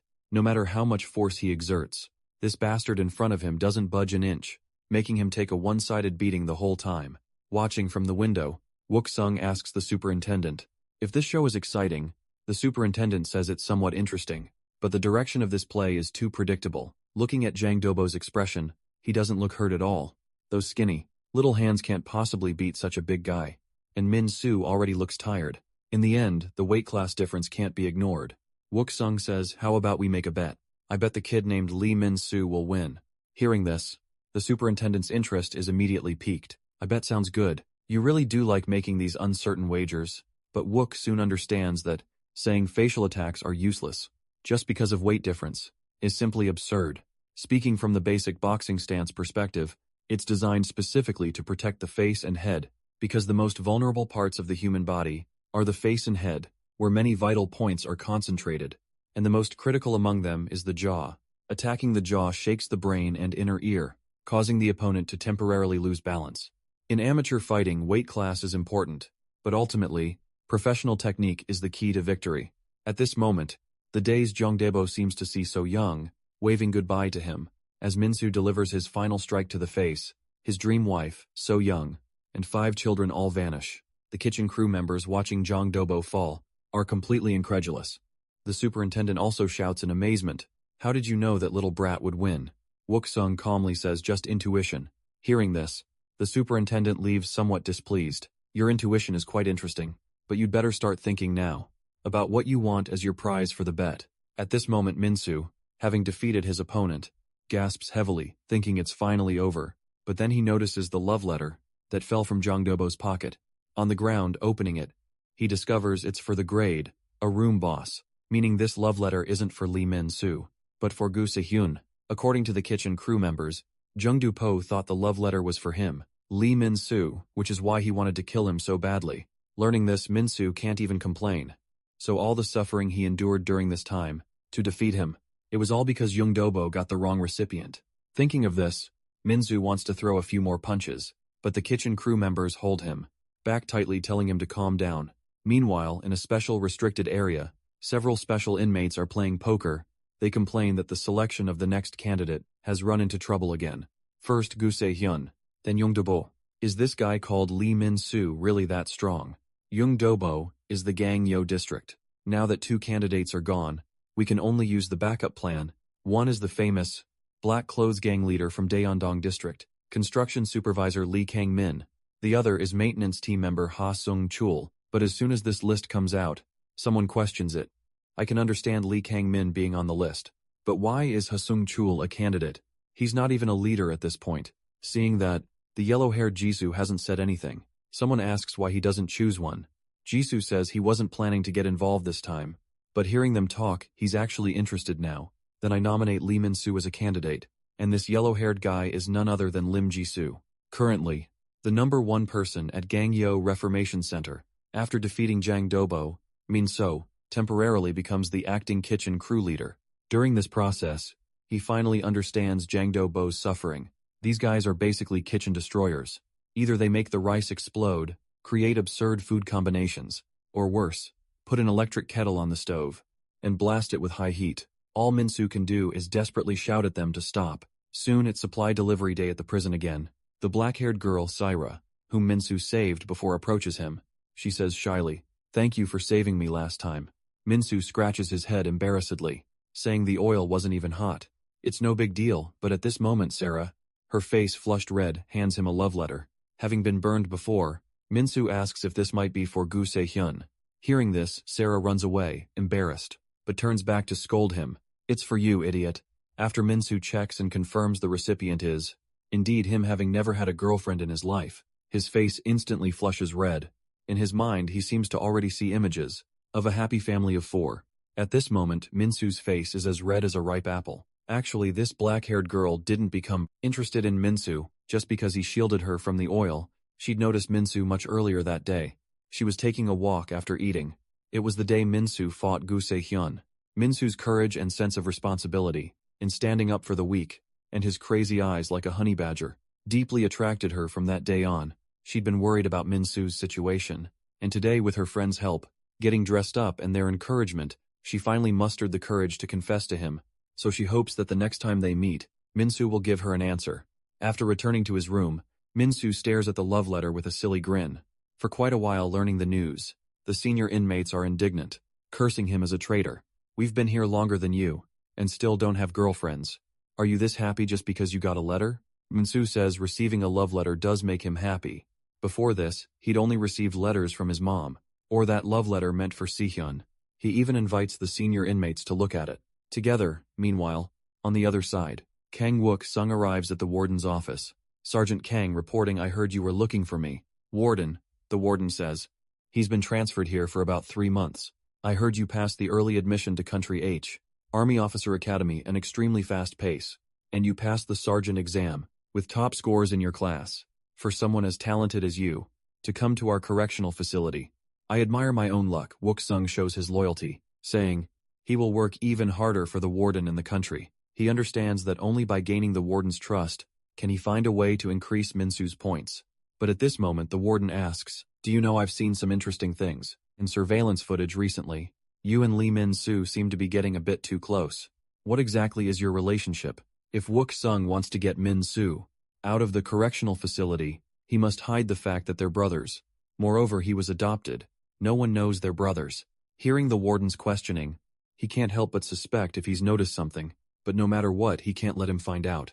He must come up with an excuse. At this moment, the warden says, "You two have a student-teacher relationship, don't you? I saw you teaching Lee and Soo how to fight. No wonder you made that bet with me. You knew your student would win. Seems like you're not just academically gifted, but also skilled at fighting." Hearing this, Wook-sung breathes a sigh of relief, explains that Min-soo wanted to get stronger, and begged him repeatedly, so he agreed to teach him. The warden warns him not to get too close to the trash. Wook-sung says he understands, then leaves, under the pretext of preparing for outdoor activities. After he leaves, the warden makes a phone call. He feels things aren't that simple, so he plans to investigate Wook-sung's background. In the solitary confinement room, Se-hyun finally breathes a sigh of relief. From the angry shouting on the phone that day, he figures his sister must have gotten out of the correctional facility. Meanwhile, Dobo, also in solitary confinement, curls up his body trembling and crying. He's still bitter about the love letter incident, thinking it's all so unfair, and blaming Minsu for everything. At this moment, Wook-sung opens his cell door, and explains that what happened to him wasn't Minsu's fault. Dubo cries, saying, "What do you know? Minsu stole my wife and kids. My life is completely ruined." But the greater room leader, mentioned in that letter, wasn't Minsu, it was Se-hyun. Hearing this, Dubo immediately changes his attitude, shouting, "Minsu, I'm sorry. I blamed you wrongly, Se-hyun. You bastard, you dead." Wukong tells him to calm down, and pulls out a photo on his phone, saying it's too early to jump to conclusions. After seeing the photo, Dobo says with resentment, "Isn't this the kitchen goddess? Guseimin, but why is she standing and posing with that bastard?" Sehun, he makes up his mind again. He must kill that bastard. Sehun for trying to steal even his goddess. But when Wook-sung tells him they're siblings, his eyes go blank instantly. So that means Se-hyun is my brother-in-law. As soon as he finishes speaking, Se-hyun, who heard the commotion from the opposite room, roars at him, "Shut up, you pig, who's your brother-in-law?" The two then argue fiercely from their opposite rooms, one side telling Se-hyun to think about his nephew and niece, the other side blasting back intensely. Seeing this, Wook-sung finally relaxes. The situation is mostly handled. Now Minsu just needs to keep collecting points. Besides that, there's something else he needs to investigate, that is to uncover the dark secrets. The warden is hiding in this correctional facility, and this special detention block is currently his lead.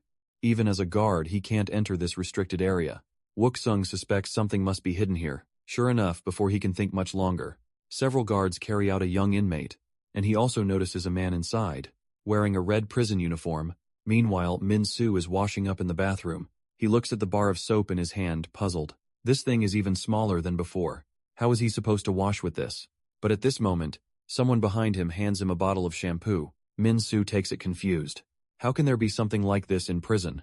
So he asks Lim Ji-soo, who's washing up nearby, how he has something like shampoo. Moreover, not only is his prison uniform red, but there's no grade marking on his chest either. Jisoo introduces himself, while immediately saying Min-soo's name. Min-soo asks, a bit puzzled, "How do you know me?" But at this moment, Jisoo suddenly leans forward. Min-soo thinks he's about to attack. The next second, Jisoo just pats Min-soo's head. "Smaller than I imagined. How did you win 2 fights?"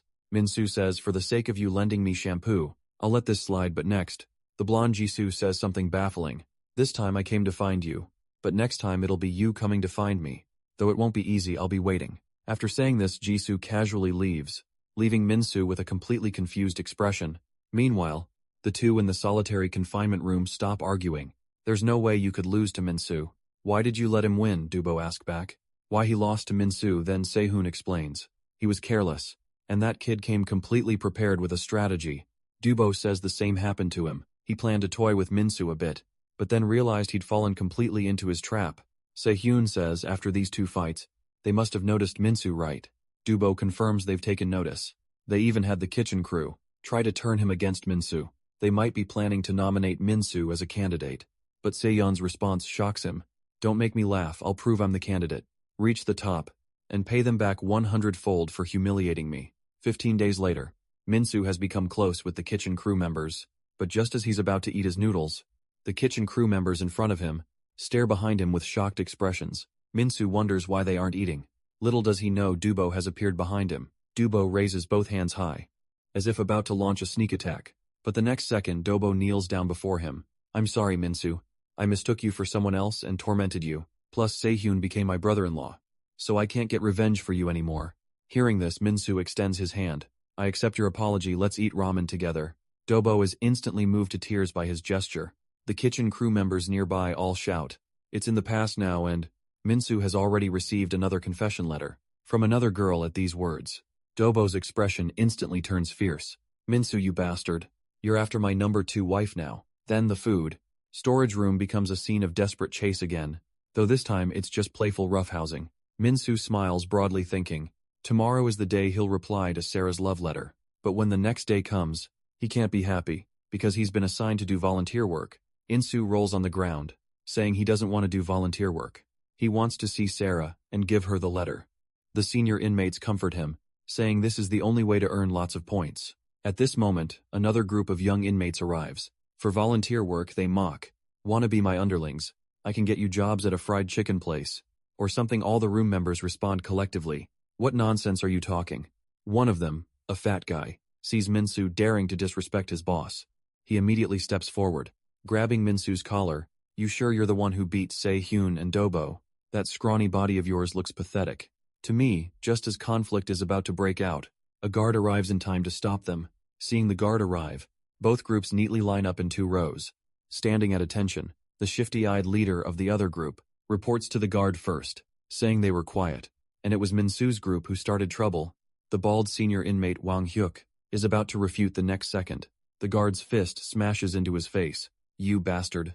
I've been annoyed with you with that face. You're obviously the troublemaker. Witnessing this, Minsu is confused. He doesn't understand why this guard would suddenly hit someone from his side. But, seeing the smiles on the other group of young inmates, he realizes this guard is on their side. Yuk, being beaten, keeps begging for mercy at this moment. Wook-sung arrives in time to stop the guard. Let's stop. Now we need to leave soon. Seeing it's his colleague, the guard explains with a smile. The kids almost fought, so I got carried away for a moment. After saying this, he leads the other group of young inmates onto the bus. Wook-sung asks Hyuk if he's okay, and can still go do volunteer work. Hyuk says he's fine. Then Wook-sung looks at Minsu's back and questions. You weren't thinking of attacking the guard just now, were you? Minsu turns back with a smile saying, how could you think that, Hyuk? After getting on the bus, Minsu asks the white-haired Moon Hyun-jun if he smells something strange. He looks back and sees someone from the back row. It has stuck their stinky feet forward. Minsu warns them to pull their feet back immediately, but their leader says, if you have a problem, fight my guys. Even Si-hun wouldn't be a match for them. But just as he finishes speaking, Si-hun happens to board the bus. Man just stands there silently and glances over. This makes the prison boss, who was talking big just a second ago, go pale with fear instantly. His underlings are so scared, they quickly put their stinky feet down. Minsu didn't expect today would be the day. Se-hyun gets out of solitary confinement. He curses inwardly, damn, this volunteer work is going to get too lively. After all, none of the volunteers on this bus are easy to deal with. Soon, the bus arrives at the nursing home. The director and all the staff welcome them. At the entrance, Bok-sung politely steps forward to shake hands with the director. We hope this volunteer activity will bring positive change to the kids from the correctional facility. Another guard also says he'll take photos to document the kids. Helping the elderly. The aunties treat these young inmates, who came from far away, with drinks. They take just one sip and exclaim repeatedly, I haven't had cola in so long. This is the taste of childhood and the volunteer work they're here to do today, is to take care of the elderly.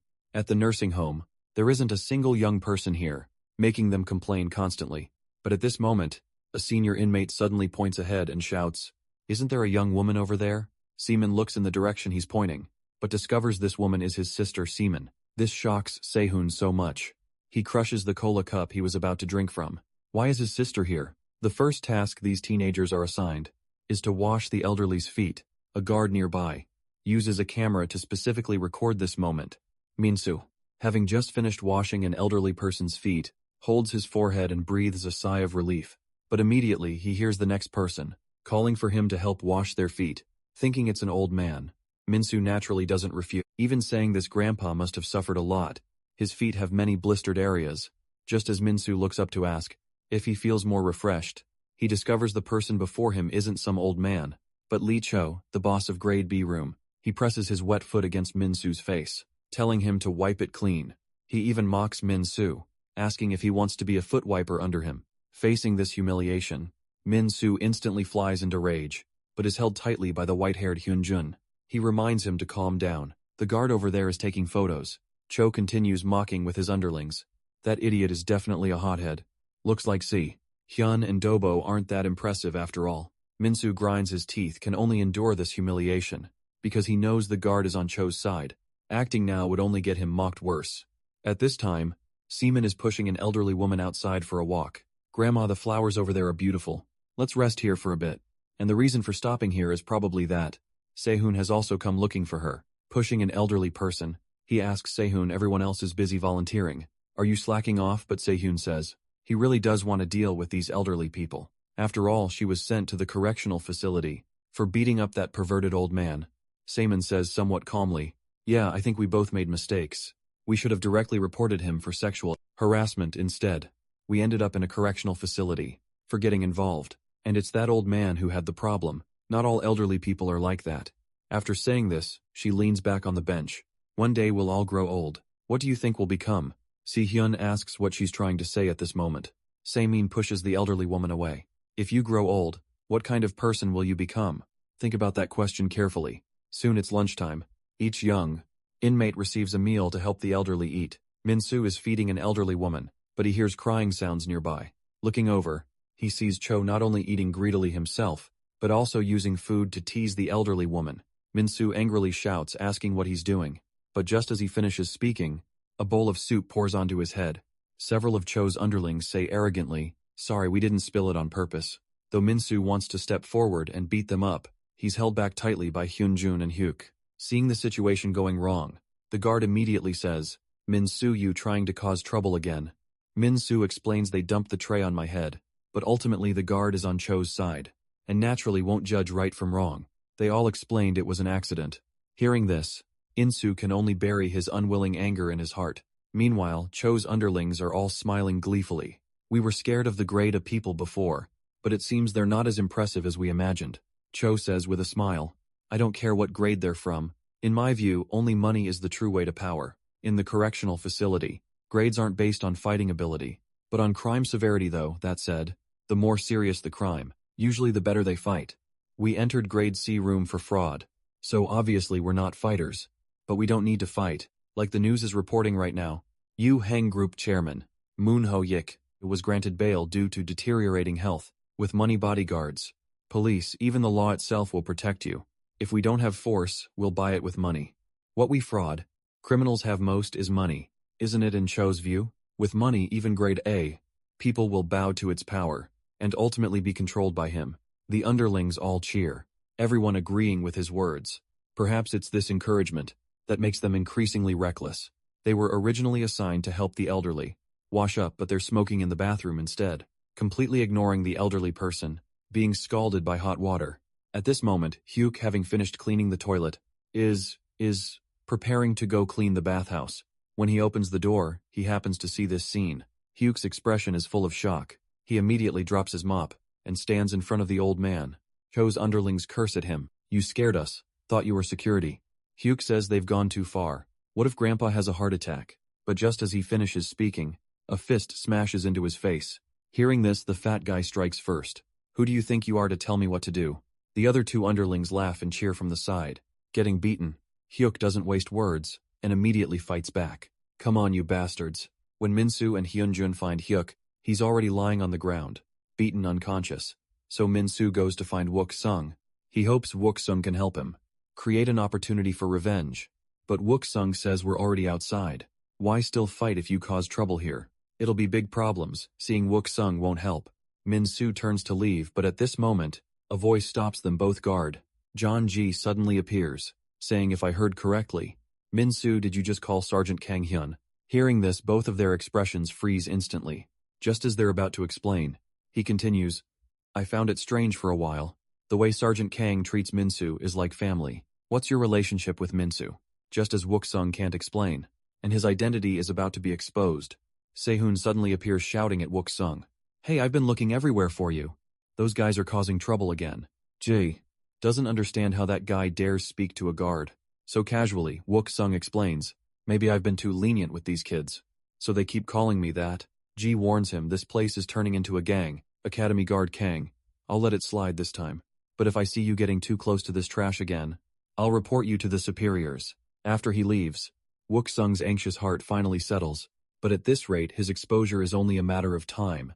Min-soo bumps Se-hoon's chest with his fist, expressing thanks, but Se-hoon hits back, saying, "Don't misunderstand, I'm not helping you." Mama's boy getting more heated. The two almost start fighting again. At this moment, Wook-sung grabs both of their necks, like grabbing chickens. "Stop fooling around." Min-soo says pitifully, still questioning Hyeon, "Are you really not going to help those bastards?" Went too far. Hearing this, Wook-sung points at him and scolds, "You almost got caught just now, and you're still saying this. Do you really want to rot here for life?"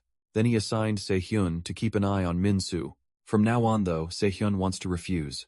Hearing that refusing means double training afterward, he can only agree afterward.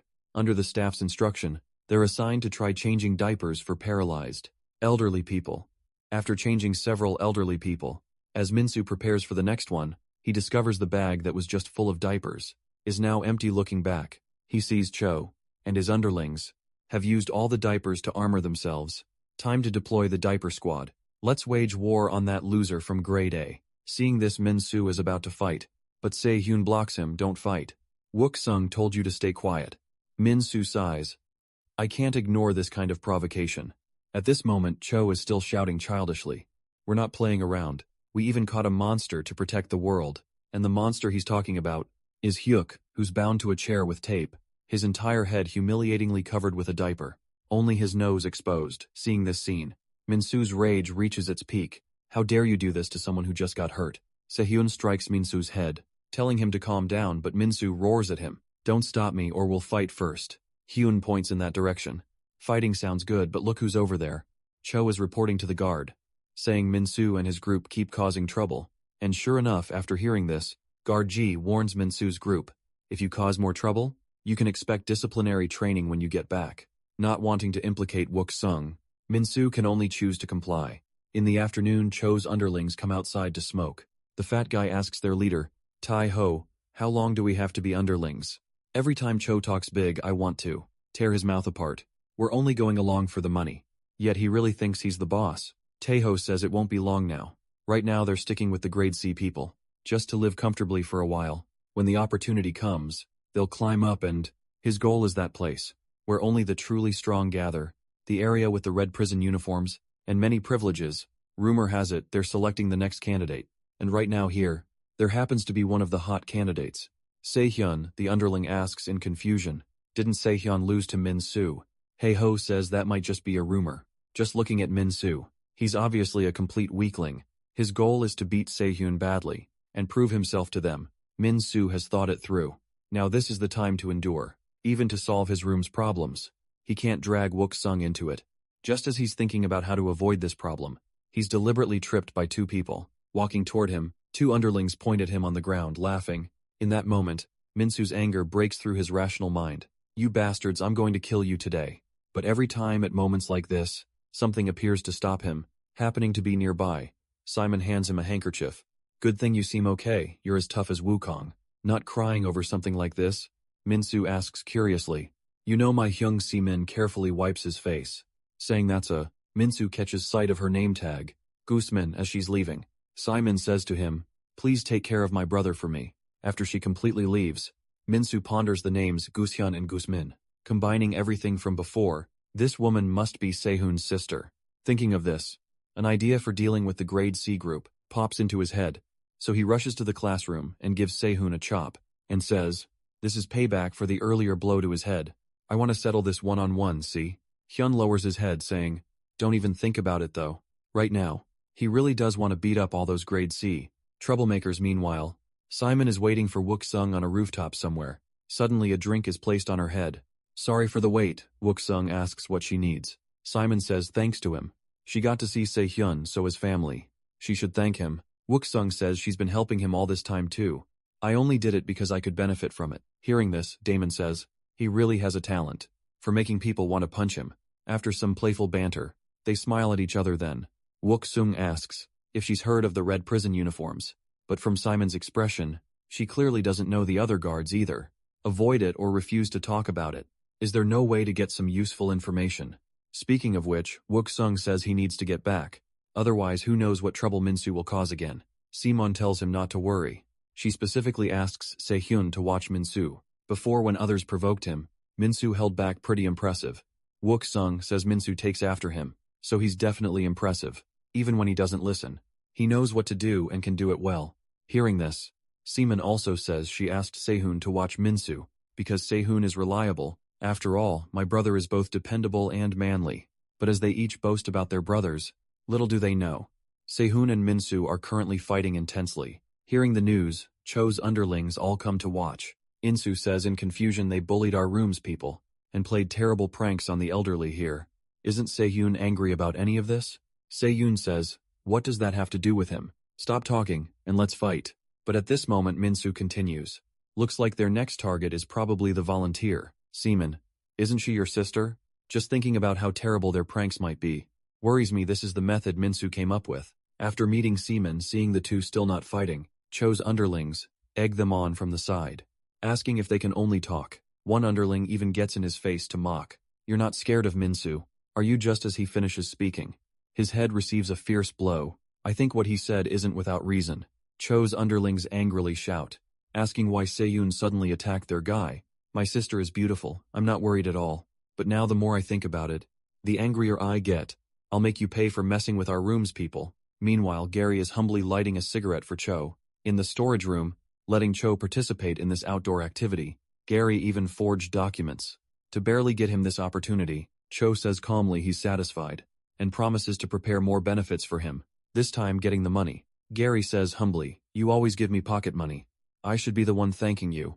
Feeling satisfied, Cho continues saying, if he takes over an area, and recruits some construction crews, he'll give Gary more benefits. And he tells Gary to find a way to contact the people in the special detention block.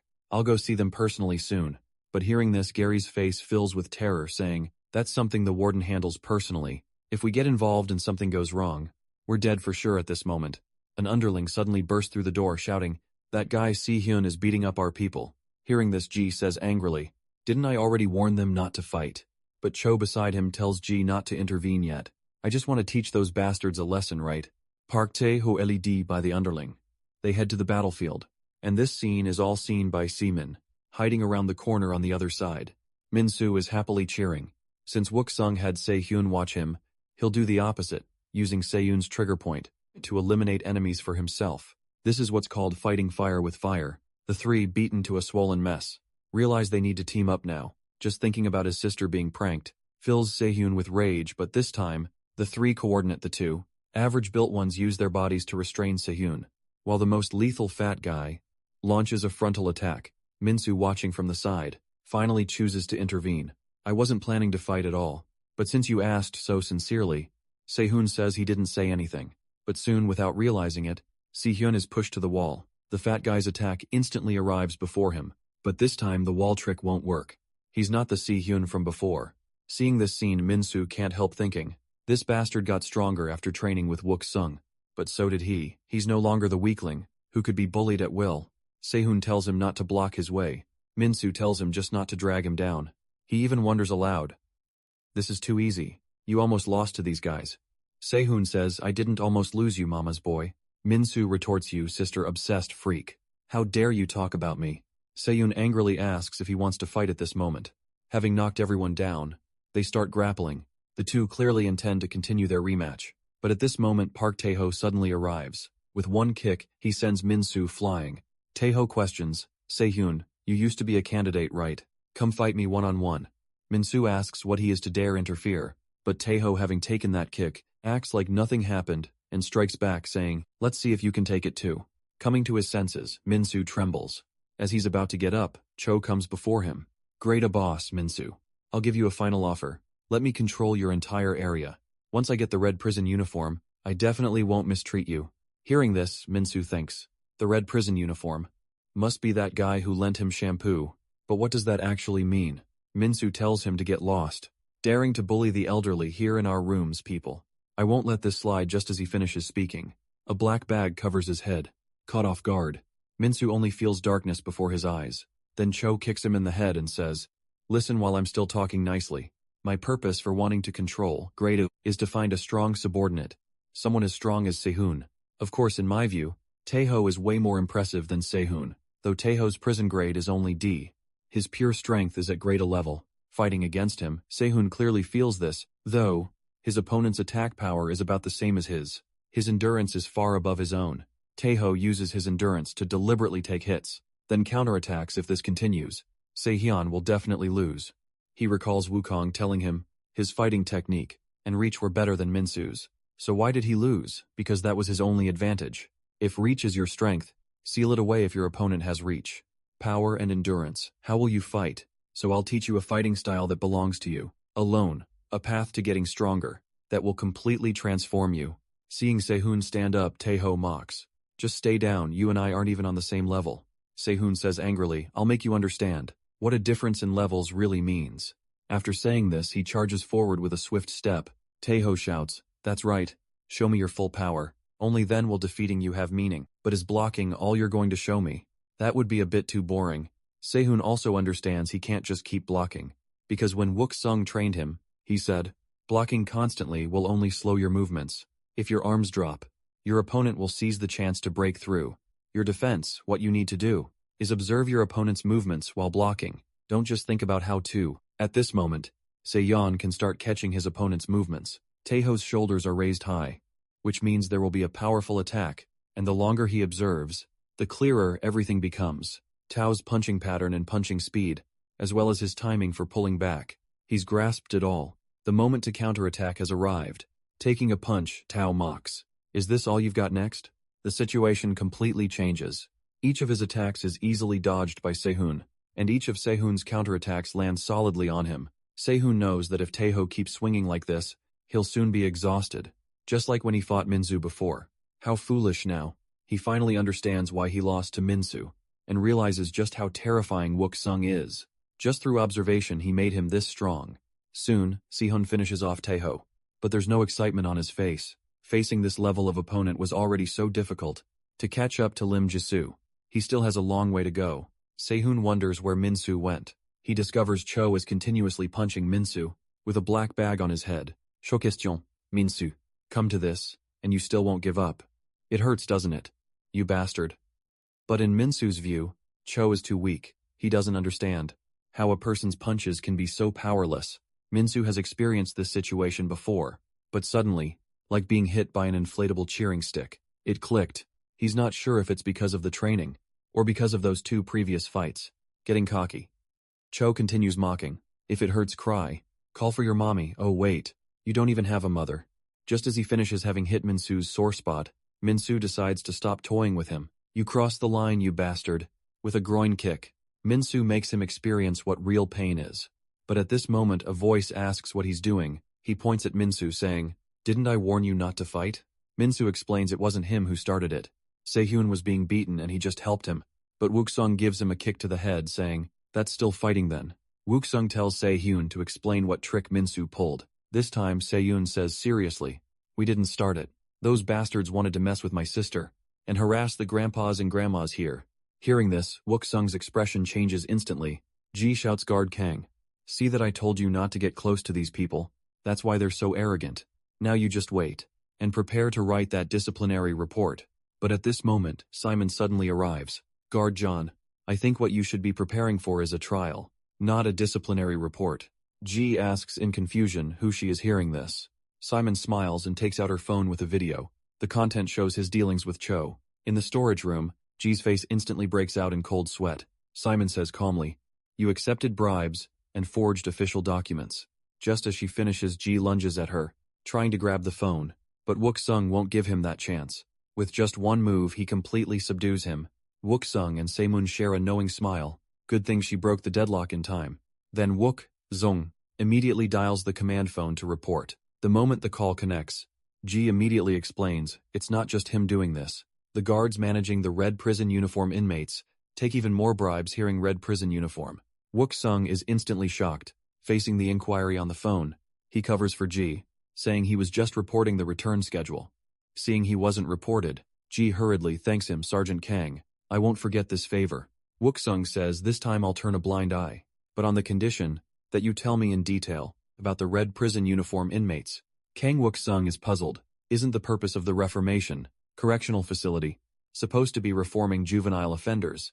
Gunj tells him, "There are always some people beyond redemption. If they just release them back into society, it'll cause political problems. So simply put, these red prison uniform inmates exist to prevent others from leaving easily." Kang Wook Sung doesn't understand. Wouldn't that make the point? System and reform review process meaningless. G1. G says he's still too naive. Have you ever seen anyone leave this facility properly? That's the job of those red prison uniform inmates.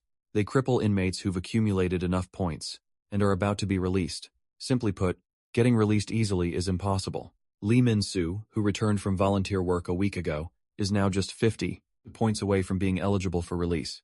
The guards here remain as brutal as ever. Fights between the kids continue to break out. Constantly perhaps, because they were taught a lesson by Min-soo and Hyunjun. The kids from grade C room no longer cause them trouble. The only thing Lee Min-soo is anxious about now is that he needs to respond to Sarah's confession. On the next supply day originally, Kang Wook-sung brought Lee Min-soo here to clean the warehouse, but unexpectedly, it's already been cleaned. And Gu Se-hyun is also here training non-stop. Lee Min-soo is confused. Hasn't this place already been cleaned? Why bring him here? But before he can finish speaking, Kang Wook-sung puts handcuffs on him. Though Lee Min-soo is puzzled, Kang Wook-sung tells him to stand still. Then he pulls a ball out from a box, filled with tennis balls, and says he's thought of a way to train Lee Min-soo. From now on, Lee Min-soo's hands will be restrained. Then he just needs to dodge the balls Kang Wook-sung throws at him. Moreover, each ball thrown will be faster than the last. Lee Min-soo manages to dodge the first one by luck, but the speed of the second ball hits him. Like a wake-up call, this is what Lee Min-soo currently lacks: instinctive reactions to variables and danger. Lee Min-soo is confused about what Kang Wook-sung means. By instinct, he defeated Gu Se-hyun and Jeong Do-bo. Doesn't that mean he doesn't need training? Kang Wook-sung questions him.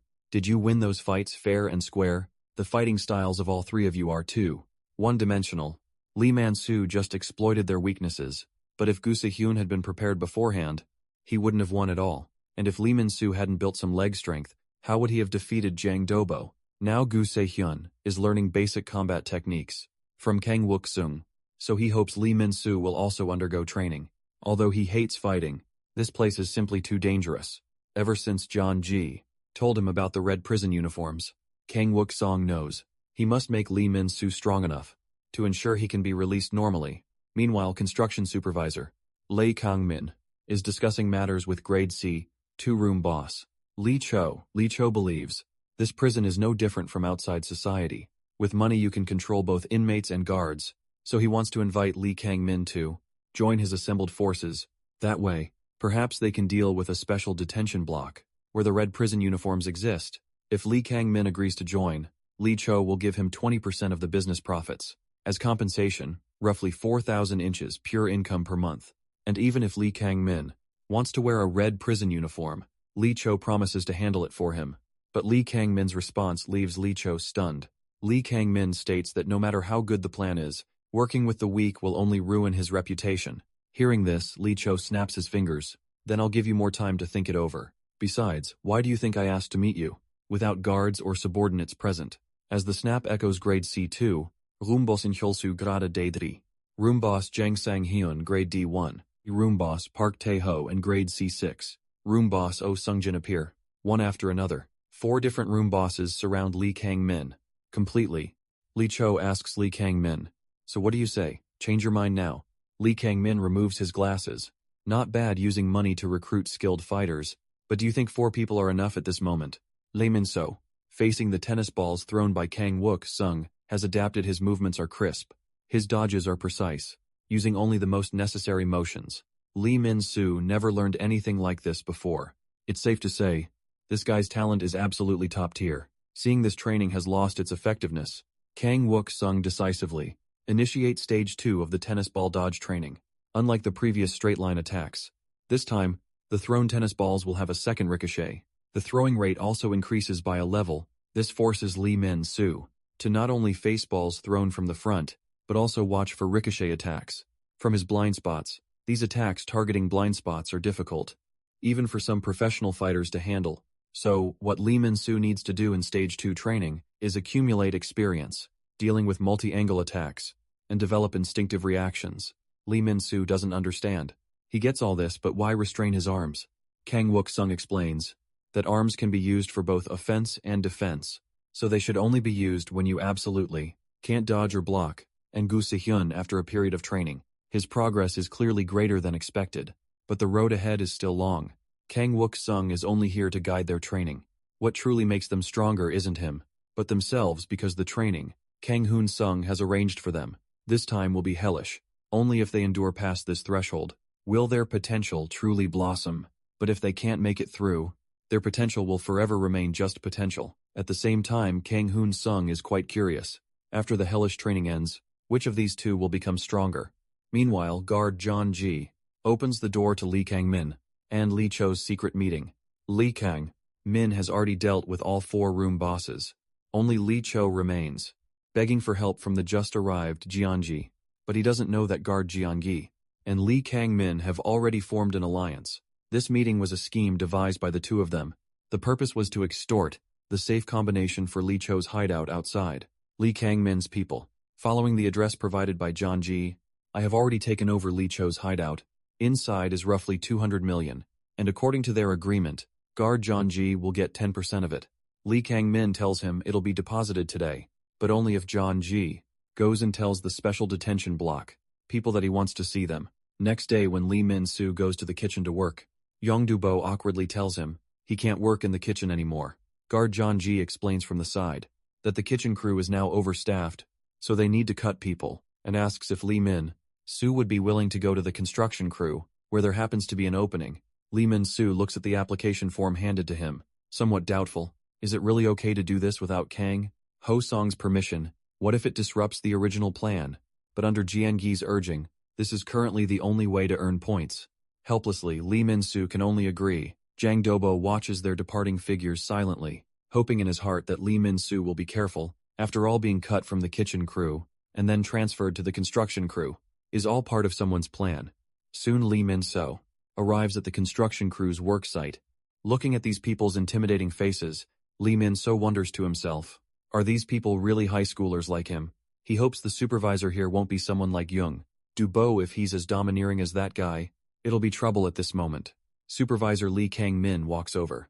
He tells his subordinates to be friendly and not scare their friend, who's come to help them. He also thoughtfully brings Lee Min-soo a pair of gloves. I'm the construction supervisor, Lee Kang-min. Working here with bare hands will get you hurt. Lee Kang-min instructs his subordinates that this is Lee Min-soo's first time operating machinery, so they should help him get familiar with it. He also warmly tells Lee Min-soo that, if he has any problems in the future, he can tell him any time at this moment. Lee Min-soo feels in his heart that being transferred to the construction crew was the right choice. Supervisor is both gentle and friendly, completely different from Jong Do-bo, but little does he know in the shadows. Lee Kang-min's eyes are staring at him, like a hungry wolf soon, through behind-the-scenes manipulation. A red prison uniform inmate leaves the special detention block. She complains to the guard about how these kids live in a place like this. This place reeks of lonely old men. The guard warns her he's only giving her 5 minutes. Finish your business and get back. As the guard opens the door, this red prison uniform inmate walks into Lee Kang-min's room, but what no one expected is that this red prison uniform inmate is actually a girl. Park Hyo-shin. The subordinates are confused. How can there be a woman in a men's correctional facility, though she does look a bit like a man? But at this moment Lee Kang-min instructs them to immediately lower their heads and cover their ears. Hearing this, the subordinates all comply. Park Hyo-shin asks if they're playing at being a cute version of gangsters. Lee Kang-min states that until he gives the signal, these people won't see or hear anything. Park Hyo-shin asks if he's Lee Kang-min. Your looks suit my taste, Lee Kang-min says. Park Hyo-shin isn't the person he met before. Park Hyo-shin explains that Kim Ho-young has other matters to handle. Are you disappointed you don't like me? Lee Kang-min adjusts his glasses. Not disappointed. Just someone new. Park Hyo-shin, looking at his gaze, covers her face in an exaggerated manner. Staring at me like that makes me embarrassed. Lee Kang-min calculates in his mind that she looks frail, yet wears a red prison uniform. Quite unexpected. Lee Kang-min asks how she ended up in this dump. Park Hyo-shin holds up 3 fingers. The number of candidates is back to 3. Hearing this, Lee Kang-min wonders in his heart why it's still 3. He clearly confirmed that Young Do-bo and Gu Se-hyun were both eliminated. Park Hyo-shin states the first is him, Lee Kang-min, the second is maintenance team's Ha Sung-chul, and the third is greater room boss. Lee Min-soo suddenly participated in nominating Lee Min-soo as a candidate. Hearing this name, Lee Kang-min's eyes flash with disbelief. He says he's already proven his abilities. He really doesn't understand why he's still just a candidate. Park Hyo-shin smiles and says, he hasn't proven anything. If you really look at what he's accomplished, wasn't it all thanks to his older brother? Lee Kang-won. Even if a tiger stands behind a rabbit is still just a rabbit. Hearing this, Lee Kang-min freezes for a moment, not understanding how she knows about his brother. Park Hyo-shin leans to his ear. Cute little rabbit. Can you prove your strength without the tiger? Hearing this, Lee Kang-min removes his glasses. If I defeat you right here and now, that'll prove my abilities right. Lee Kang-min, falling for such simple provocation, gives Park Hyo-shin a headache. You're clearly not ready yet. As she speaks, her aura changes instantly. Do you think I look weak? Sudden chilling feeling makes Lee Kang-min shudder.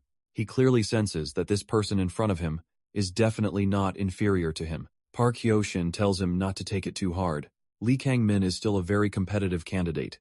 That's why she wanted to meet him personally, and as long as Lee Kang-min can defeat one of the remaining candidates, Park Hyo-shin will consider that as proof. When that time comes, Shin Hui-ryong will help Lee Kang-min advance this matter. After Park Hyo-shin leaves, Lee Kang-min's tense nerves finally relax. He doesn't quite understand. Was he really that nervous just now? But what's important is now, he only needs to defeat one of the two, and Lee Min-soo, who's in his own crew, might be a good choice. But Lee Kang-min, looking at Lee Min-soo's slender frame, doesn't look like someone who could defeat Jang Du-bu and Gu Se-hyun, so he plans to test him out a bit. First at Lee Kang-min's signal, with a glance two subordinates instantly understand. Lee Min-soo is working cheerfully. At this moment a hammerhead flies toward him. Lee Min-soo's instinctive reaction triggers instantly. The attacking subordinate immediately apologizes that it wasn't intentional. Then, as Lee Min-soo walks toward another area, he's tripped by a wire. Below him is a board covered with nails, just a hair's breadth away from the nails, piercing his eyes. The attacker apologizes in the same tone. This makes Lee Min-soo sense something isn't quite right. Are these really accidents or intentional? If intentional, what are they after? But before he can think much more, those subordinates surround him, under the pretense of teaching Lee Min-soo how to operate the table saw. They control his hands and push Lee Min-soo's palm toward the high-speed, rotating table saw. Just as Lee Min-soo's hand is about to be ruined, someone suddenly shuts off the circuit breaker. The scene plunges into darkness. When the lights come back on, those three subordinates are all lying on the ground. Lee Min-soo innocently explains he didn't hit them, but seeing the crowd gathering around, Lee Min-soo seems to understand in his heart this is a trap aimed at him. Looking at Yoon Choo-soo and Jong Sang-hun slowly approaching him, Lee Min-soo isn't sure whether he should fight back. If he takes the risk, he'll likely lose penalty points. After careful consideration, Lee Min-soo decides to shout loudly. To attract the guards' attention, two guards hearing the shouts indeed notice what's happening here, but the next second, they continue chatting as if nothing's wrong. This leaves Lee Min-soo very confused. Seems these guards are on their side too. Yoon Chul-soo and Jung Sang-hyun's attacks are now upon him. Meanwhile, Gu Se-hyun is still doing extra training in the warehouse. Kang Hoon-song reminds him it's late, and he should go back. If he's late for warehouse organizing, it'll make them suspicious. But Gu Chi-hyun says one more round. This time he can definitely pass stage 1 training. After all that guy, Lee Min-soo has already passed stage 2 training, while he's stuck on stage 1. He doesn't want to lose to that bastard. Lee Min-soo at this moment. Lee Min-soo, facing the attacks of the two dodges continuously, with ease, because Lee Min-soo doesn't want to cause trouble. He has no intention of fighting back. After all, his original purpose was to earn some points here, and leave quietly, so he absolutely cannot lose points. Lee Kang-min, observing from the side, seems to see through something. Is this guy afraid the guards will deduct his points? So he doesn't dare fight back. Thinking this through, to probe Lee Min-soo's true strength, Lee Kang-min has the guards step outside for a moment. He'll handle this, seeing the guards leave. Lee Min-soo no longer plans to hide his abilities. Long suppressed, he's been wanting to fight back. This is a perfect chance to put his recent training and results into practice, but unexpectedly, he feels these two are a bit too weak. Whether it's because Lee Min-soo is too strong, or they're too weak, is unclear. Soon, and Chul-soo and Jung Seung-hyun are dealt with, Lee Kang-min also resolves his doubts. So it seems you didn't beat Gu Se-hyun. And Jang Du-bo by luck. Lee Min-soo asks, did he orchestrate this childish stunt? What did I do wrong to deserve this betrayal? Lee Kang-min says he and Lee Min-soo are both candidates, but Lee Min-soo has never even heard of any candidates. He just wants to earn some points here. Hearing this, Lee Kang-min removes his glasses with some resentment, just because of a guy who doesn't even know what a candidate is. I have to prove my strength. I originally planned to let my subordinates handle this, but now I'm being compared to someone who knows nothing. It really pisses me off, so I've changed my mind. I'll deal with you personally. Lee Min-soo says if you want to fight, just say so. Why put on this act and waste effort with that? Lee Min-soo raises both middle fingers. Come at me, you bastard. A war between the two candidates is about to break out. A subordinate asks senior inmate Chang. He isn't Lee Min-soo's roommate. Only after engaging. Does Lee Min-soo feel how terrifying his opponent is? Lee Kang-min's punching speed is on a completely different level. From those two earlier, Lee Min-soo barely managing to dodge, already feels strained. Opponent's attacks are like a predator locked onto prey, pressing forward step by step without mercy. This gives Lee Min-soo the impression that his opponent studied boxing, but he also knows he can't keep dodging forever. He must find an opening to counterattack. But Lee Kang-min's strength exceeds his imagination. This punch is easily caught by Lee Kang-min's single palm. Looks like you never learned how to attack. Was it like this when you fought others too? Seems Gu Se-hyun and Zhang Du-bo weren't that impressive. Either Lee Kang-min's attacks are swift and fierce, continuously suppressing Lee Min-soo. Lee Min-soo can only keep dodging. At this moment Lee Min-soo seizes the opportunity. When his opponent's punch misses, as he tries to counter, his head takes a fierce elbow strike. In expert combat, seemingly exposed openings are actually traps, laid for the opponent after dozens of dodges. Lee Min-soo again spots an opening in, but this is still a trap. Just as Lee Min-soo tries to punch back, Lee Kang-min delivers a front kick right at him. Then using the momentum, he steps on Min-soo's defensive arm into the air. A knee strike comes straight at him. At this moment Lee Min-soo feels he's done for, but suddenly a hand blocks Lee Kang-min's knee. Kang Wook-sung appears just in time to stop the conclusion of this battle. Kang Hoon-sung's eyes turn cold as he states, "This fight ends here. If you continue, I'll put you both in solitary confinement." Lee Kang-min wonders when he came in, and he's definitely not from the construction crew. Kang Hoon-sung questions, "Got a problem? And why didn't the other guards come?" "Stop this. Don't tell me they deliberately gave you space to fight." Two guards quickly explain, "They went for a smoke. Didn't see what happened after that." Kang Wook-sung takes Lee Min-soo and leaves the construction crew warehouse. Standing there, Lee Kang-min curses inwardly. Damn it, he was so close to finishing this. But next time Lee Min-soo won't be so lucky. Kang Wook-sung brings Lee Min-soo to the infirmary. Lee Min-soo asks why he's not angry. "I thought you'd be furious. I got into a fight." Kang Wook-sung says he doesn't know the reason yet. "But why did you go to the construction crew?" Lee Min-soo explains. "They said the kitchen crew was cutting staff, and the only place left to earn points was the construction crew." But Kang Wook-sung understands. There was no such order for kitchen crew reductions. Thinking carefully, something similar happened before. When Min-soo was assigned to the kitchen crew, it seems someone has targeted Lee Min-soo at this moment. Lee Min-soo complains, somewhat frustrated. "Just like the fight with Gu Chi-hyun, I couldn't land a single punch on him, and I couldn't avoid all his attacks either." Kang Wook-sung says this is normal. That guy, Lee Kang-min, most likely studied martial arts like kickboxing. So unlike Gu Si-hyun and the others, this guy can't be defeated with tricks or strategy. To beat him, you can only improve your raw strength. So Kang Wook-sung plans to start Stage 3 training for Lee Min-soo, and before the training ends, he'll stay with him at the construction crew. So he doesn't know who schemed against Lee Min-soo. For now, he can only focus on improving his strength, while waiting for an opportunity to confront whoever's in the shadows. This accompanying behavior from Kang Wook-sung leaves Lee Kang-min unable to find an opportunity to deal with Lee Min-soo, even though he had a guard. Steal Kang Wook-sung's personal file. He can't find any weakness. He calculates that just one day, if only Kang Wook-sung would leave for one day. So he takes out a phone from the drawer, dials and instructs the person on the other end to help him with something, and warns them not to tell his brother about this. 1 week later on a certain night, Kang Wook-sung stands on the street checking the time, waiting for someone, and this person is Gu Se-min. Gu Se-min brushes back her hair and apologizes for being late. Kang Wook-sung says it's nothing. He figured as much, so he left 30 minutes late too. And their meeting on the street is being monitored. Through surveillance, Lee Kang-min's subordinates have found Kang Wook-sung's weakness. After Gu Se-min and Kang Wook-sung say goodbye and part ways, a black car follows Gu Se-min to an alley entrance. Several of Lee Kang-min's subordinates get out of the car. "Thanks for walking into the alley alone." Gu Se-min, seeing this scene, asks what they're doing. "Following me is one thing, but bringing so many people." The subordinate says Gu Se-min needs to come with them. Gu Se-min says no problem, but she needs to put out her cigarette first. She's trying to quit smoking. Meanwhile, in the warden's office, the warden asks John Ji about Kang Wook-sung's recent activities. John Ji responds that Kang Wook-sung seems overly fixated on Lee Min-soo. After he assigned Lee Min-soo to the construction crew, his expression has been off. He regularly goes to the construction crew, seemingly intentionally protecting Lee Min-soo. The warden asks if there's anything else.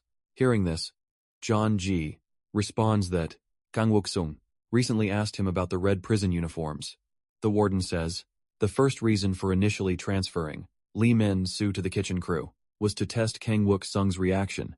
That's why he sent Jae Yong-gi and Kang Hoon-suk-sung to do volunteer work together. And now, although transferring Lee Min-soo to the construction crew was partly a request from the special detention block, it ultimately comes down to Kang Hoon-suk-sung being too suspicious. He's the only one prohibited from accessing the military network. All information about him comes from received files. So the warden has already commissioned an external agency to conduct a background check on him. The results should come soon. And until then, John G's job is to continue monitoring him. John G asks curiously, "It's normal for us to monitor Kang Wook-sung, but why are you, and the special detention block people, so interested in Lee Min-soo?" Hearing this, the warden says calmly, "Because he looks like someone."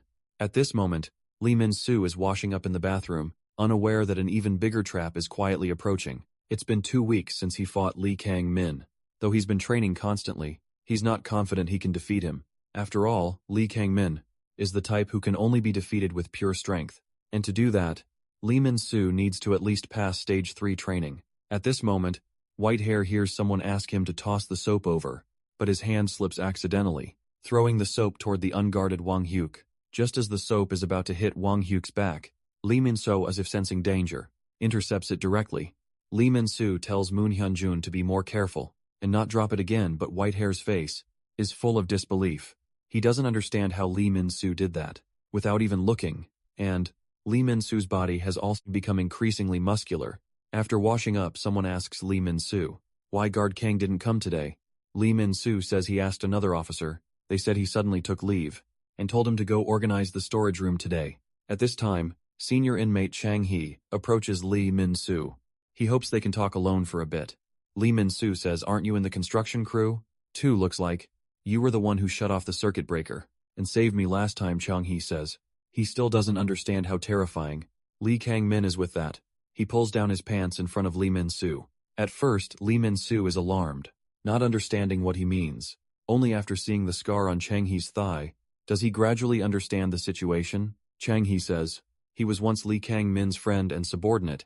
Lee Kang-min was the gang boss who ruled the Daehyun-dong district. I used to work under him. He only defied him once and ended up like this." Chang, he says, "If Lee Kang-min were just good at fighting, he wouldn't try to stop him. But Lee Kang-min is truly cruel. Anyone who defies him suffers severe retaliation." So Chang, he hopes Lee Min-soo won't go to the construction crew anymore because he might really end up crippled and sent out of the facility. Lee Min-soo says if Guard Kang isn't there, he won't go under Lee Min-soo's repeated assurances. Chang, he tentatively believes him. But though he says this, Lee Min-soo thinks to himself that if his and Kang Wook-sung's plan requires it, he might have to fight again. Meanwhile, Lee Kang-min is calling his subordinates to check the situation, instructing them to notify Kang Wook-sung immediately. Once they bring the person to the hideout, then just make sure he can't make it to the facility. Today, the subordinates ask what to do with the girl afterward. Lee Kang-min says whatever they want. Hearing this, the subordinates are overjoyed. Looks like there's a party tonight. Tied up in the back seat, Gusamin's expression shows some shock. This isn't quite what she expected from that phone call. There's subordinates of someone named Lee Kang-min inside the facility. The purpose of tying her up is to delay Kang Wook-sung. Actually, they spotted these people following them yesterday. Kang Wook-sung told her their target was either him or her. They might be the hidden dark side of the facility, or possibly the real culprits trying to frame Min-soo, or people connected to the red prison uniforms. He was prepared to be the bait, but what Kang Wook-sung worried about was that their target was Gucci Min. But Gucci Min gave him her motorcycle keys, saying, "If she's the one being targeted, surely you'll come save me in time, right?" And at this moment, a motorcycle is following, closely behind the black vehicle. Meanwhile at the facility, Lei Cheng confronts Lee Kang-min.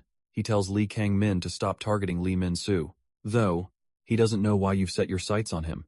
He's just trying to earn points. Lee Kang-min calmly asks why he should listen to this. Cheng, he says, it's because he's also a member of the construction crew, but he's no longer that subordinate from before. I'm asking you this as your childhood friend. Actually, back in elementary school, he and Lee Kang-min were best friends. But after graduating elementary school, Lee Kang-min started taking over his brother's business. While Chang, he studied while taking care of his mother. Due to their different circumstances, they lost contact once Chang, he entered high school. He got his driver's license and started working as a delivery worker.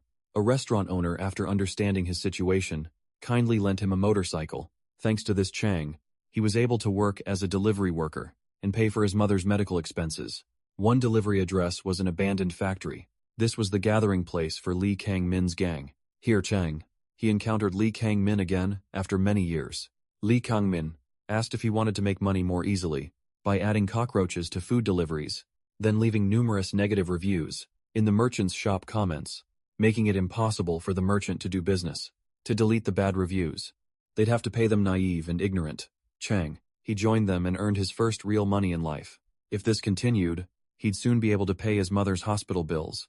But the extorted Chinese restaurant owner passed away. Shortly after, when Chang he found out, he realized the uncle they'd extorted was the Chinese restaurant owner who had helped him at that moment. He realized the kind uncle had died because of him. He fell into deep self-blame, so he sought out Li Kangmin, hoping they could turn themselves in together. But hearing this, Li Kangmin grabbed him by the throat. If I had any intention of turning myself in, I wouldn't have started this. I gave you a way to make money, and you want to turn yourself in. You know I never forgive traitors. With that, Li Kangmin stabbed a steel pen to Chang He's thigh. If you spout this crap again, I'll kill you. But at the same time, Li Kangmin's brother Li Kangwan also arrived. He was the real leader of this criminal gang. Li Kangwan told his brother they'd been discovered. The police are coming soon. You should have kept this under wraps. But there were too many victims and even a death. Li Kangmin suggests letting this guy on the floor take the blame, but his brother tells him this isn't something that can be solved by sacrificing one subordinate, so he has the underage Li Kangmin share the responsibility afterward. Chang He and Li Kangmin were sent to the reformatory correctional facility. Chang He says this is the first time they've talked face to face like this since then. Li Kangmin says he came because of Li Min-soo, but he had similar thoughts. He originally planned to meet him about Li Min-soo. Anyway, since he blocked Kang Wook-sung, but had no way to contact Li Min-soo, Chang, he asks in confusion what he means. The next second, he's pinned to the table by subordinates. You know why? I took on the troublesome position of construction supervisor, because in the construction crew, if someone gets injured or becomes an idiot, no one suspects anything. And what he's going to do is take one of Chang He's fingers as an invitation gift for Min-soo. Meanwhile, Li Kang-min's subordinates have also reached the hideout, and as instructed, they send Kang Wook-sung a message to come here alone before 12. But Kang Wook-sung has already arrived. The kidnappers are gathered in the warehouse, confident that Yu-sung won't show up for at least 2 or 3 hours. His girlfriend, meanwhile, isn't scared, not even close, when one of the men decides to get cute about it, suggesting she seems to be enjoying herself. Tied up like that, he doesn't get to finish the thought. A helmet comes out of nowhere and takes him clean off his feet. Yu-sung walks in calm as anything. The others can't figure out if he got there impossibly fast or had been following them the whole time. Either way, they're not thrilled. They've got numbers, and they know it. Yu-sung knows it too. He also knows that in a drawn-out fight, he's the one who runs out of gas first, so he doesn't let it drag out. He moves through the crowd like he's done this before, deflecting one attack and countering another in the same motion, never stopping. When someone tries to catch him off guard, he answers with an elbow to the chest, then a shot to the chin, and takes a second to point out that dropping your guard is a bad idea. A bald guy charges from behind, furious. Yu-sung ducks, grabs the man's leg and bends the knee the wrong way. Fight over for that one. One of the bandits watching from the side has to admit it. Most people would be falling apart right now. Yu-sung looks like he's enjoying himself. Standard tactics aren't going to cut it against someone like this, so one of them goes for a knife instead. Yu-sung catches the arm before it gets anywhere near him, twists the wrist, and that's that. His girlfriend watches the whole thing, and despite clearly being annoyed, gives him full credit elsewhere. Min-soo is flat on the ground next to a tennis ball, completely spent. He and his long-haired partner trade tired insults. Min-soo claims he basically hit stage 3 today. The other guy tells him to come up with something more believable, and Min-soo fires back that someone stuck at stage 2 wouldn't understand. Anyway, they're still laughing when a cop walks over and asks why they're not cleaning up. He hands Min-soo a wrapped package, a gift from Chang'e, apparently. Then Min-soo opens the note inside, and the mood shifts. It's from Li Kangmin. The message is simple: be there in 1 hour, or there's another present waiting. Whatever's inside the package. It's enough to make Min-soo's eyes go wide. Back at the warehouse, Yu-sung cuts his girlfriend loose. He immediately punches him in the stomach. She's furious, her hands were killing her, and she wants to know if he got so caught up in the fight that he forgot she existed. He says he came as fast as he could. She tells him with a very flat expression that she'll take his word for it. But the whole kidnapping was never really about her. It was a distraction, a way to pull Yu-sung out of Ganzhou, so the real target, Min-soo, would be exposed.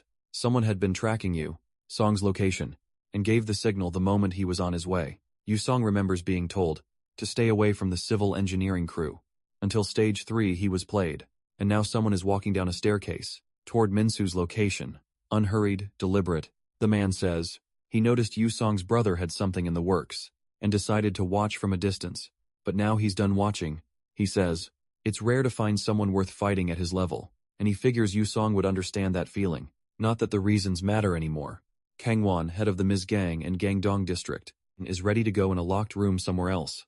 A beaten and sweating young man is trying to crawl across the floor. Someone steps on his already injured hand. A group of inmates watches without moving. The redhead standing over him asks with a smirk whether facing Lee Min-soo is really that hard. The man on the floor looks up and through everything.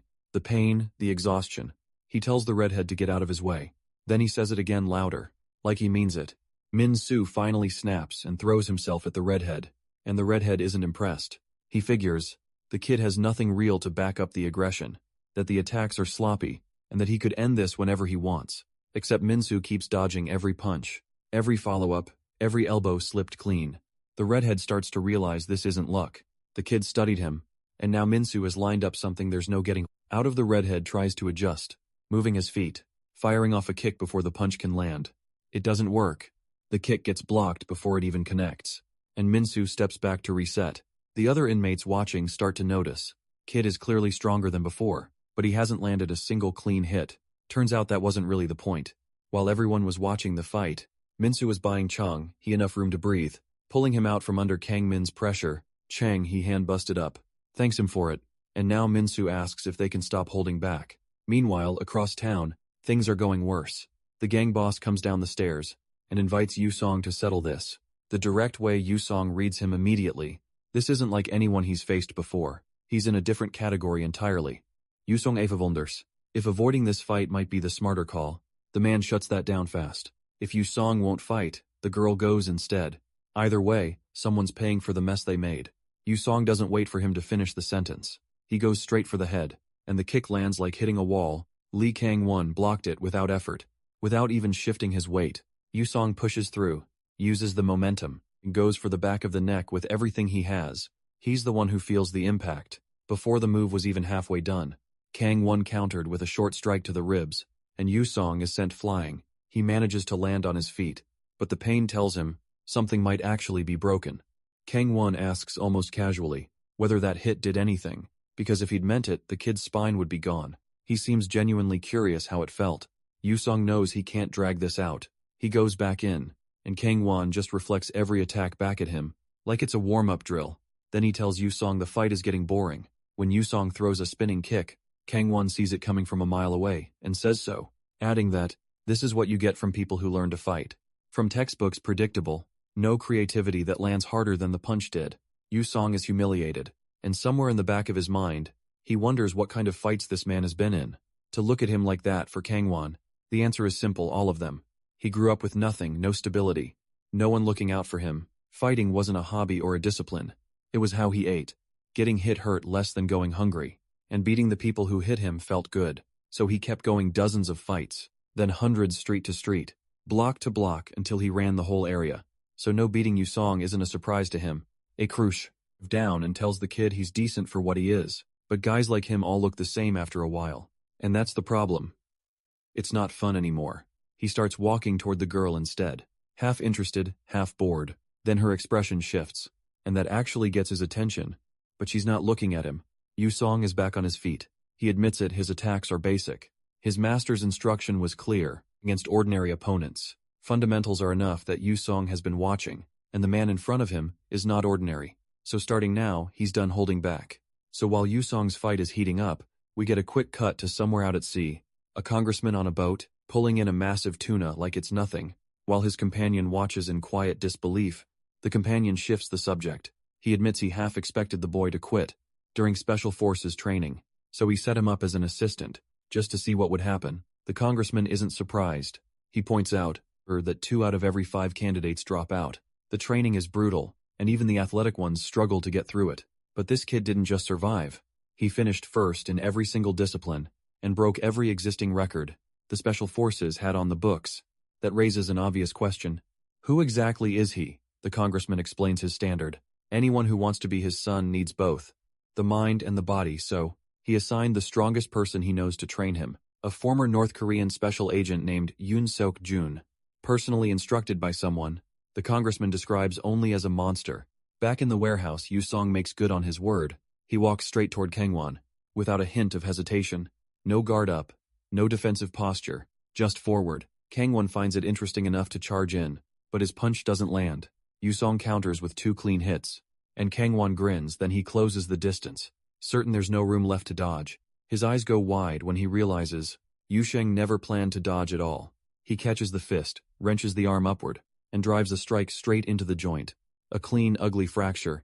Kangwon tries to push through it, throwing another punch, but Yusheng blocks it with his elbow, and breaks several of Kangwon's fingers in the process, and he locks the arm and forces it into a hold that makes Kangwon scream. Even the girl watching, who doesn't know much about fighting, can tell something is different. This isn't about winning a fight. Yusong is systematically dismantling his opponent, targeting joints and pressure points, with the kind of precision that has nothing to do with brawling. His eyes are completely blank. He ends the sequence with a direct strike to Kang Won's head. Cut to Minsu's fight. The crowd is noting that Kang Min has switched to kicks, which tells them something. Minsu is forcing him to adapt. Chang He watches with a bruised hand, and even he can see it. Kang Min's strikes are as sharp as ever, but they're no longer untouchable. Minsu catches a fast kick just in time, but it's a setup punch, follows immediately to his face, close enough that dodging looks impossible. He drops under it anyway and spots Kang Min's other leg. Already moving, he gets his arms up and blocks the kick. Kang Min is attacking from 2 directions at once, trying to overwhelm any defense Minsu can put together. Then Kang Min smiles and goes for the finisher. One leg raised a high kick, launched so fast that all Minsu sees is a sneaker coming at his neck. The crowd is sure it's over. Even Chang He flinches. But Kang Min's expression isn't triumphant. It's worried because Minsu caught the leg. He tells Kang Min he was starting to think he'd never see his real best, that he'd been waiting this whole time for exactly that kick. The chapter opens on a flashback. Minsu in training, tennis balls flying at him from a machine at full speed. He's doing his best to track them, blocking and deflecting what he can, taking the ones he can't. His arms get faster as his body adjusts to the rhythm. When the machine cuts off, Yushang tells him he's handling 5 balls without much trouble, so they're adding 5 more. Minsu is not thrilled about that, but something's been bothering him. He'd noticed that even professional fighters don't dodge everything. He wanted to know why. Yusong explains it plainly. Pros choose which hits to take. Sometimes they eat a shot on purpose, because they're confident the counter they land afterward will hurt more as the number of balls goes up.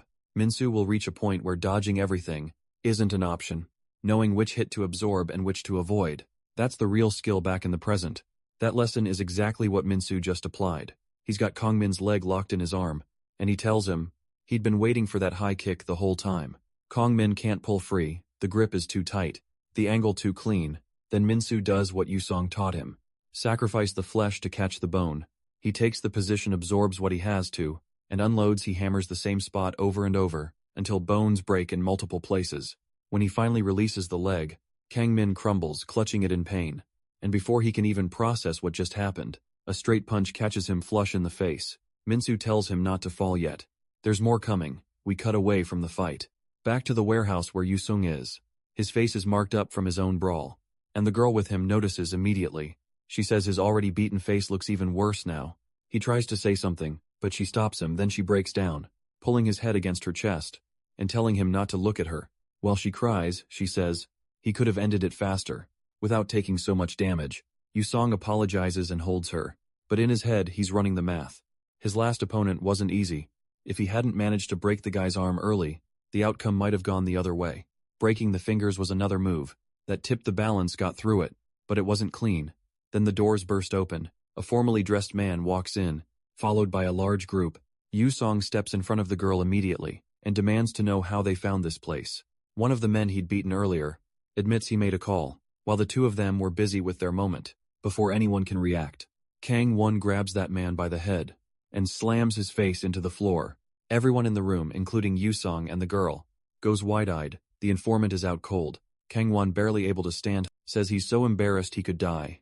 This fight is between him and Yusong. No one else should be involved. Having all these people here, he says, is like throwing filth in his face. Two subordinates move to help him walk, and as they lead him out, Kang Won pauses with a smile. He admits he lost this one, but he's willing to come back 10 times, 100 times. If that's what it takes. Yusong shuts that down immediately. He tells him they won't be seeing each other again. The gangsters file out through the gate. Back to Minsu's fight crowd is stunned. Cheng. He has forgotten about the pain in his hand entirely. Kang Min has been getting dismantled since. His legs were neutralized. Body shots, headshots, no real answer to any of it. Eventually he goes down. Minsu tells him to get up. It's not over. Kang Min hits the floor, spots something nearby, grabs it and charges. But Chang, he moves fast enough to catch his arm before the attack lands, and while he's held there, Minsu puts one more shot into his face. Kang Min can't believe it. He never thought he'd lose to someone like this, and he can't wrap his head around how much Minsu has grown in such a short time. He takes hit after hit trying to make sense of it. Eventually, he accepts it.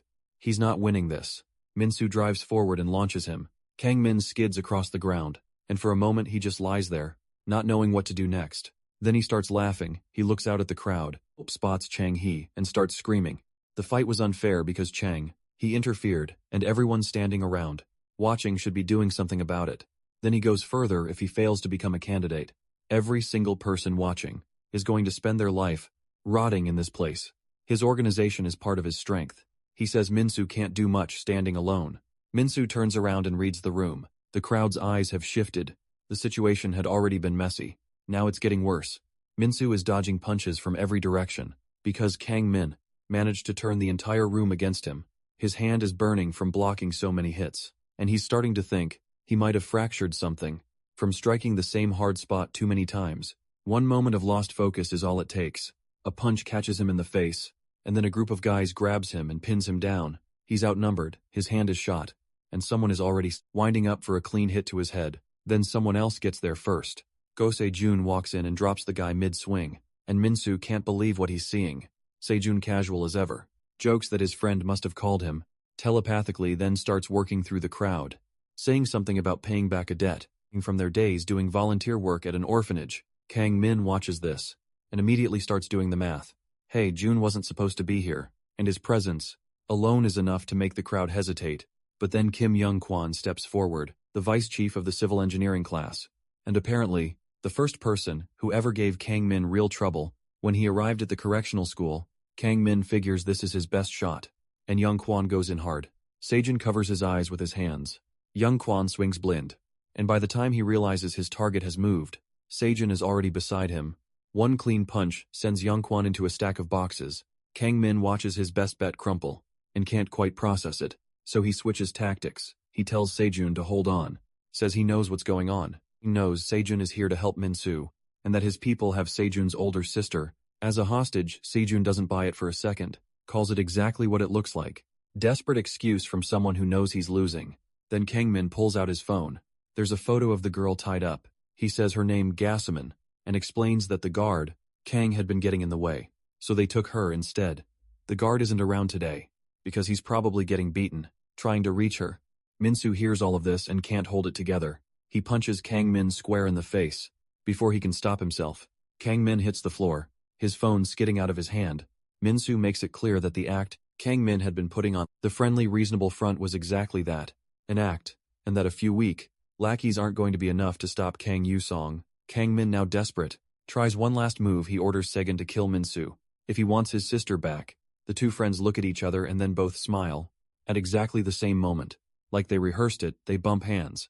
Minsu tells Sajun to handle it, since Kang Min made it personal by going after his family. Sejun, walking forward, says that's the first thing Minsu has said that he actually wanted to hear. Kang Min repeats the order, hoping something changes. Sejun tells him not to worry about his sister. If the guard Kang is with her, she's fine. But for going after her, and for what he did to the kids in their room, Kang Min has earned what's coming. Kang Min goes quiet. He's out of moves. While Sejun handles that, Minsu picks up the phone from the floor and dials. He gets his brother on the line, Kang Yusung, and the tone is immediately easy. Almost amused, Minsu reminds him he'd been told not to go near the civil engineering block alone. The fact that he's calling means it worked out. Yusong confirms he got Samin out, then tells Minsu to call again.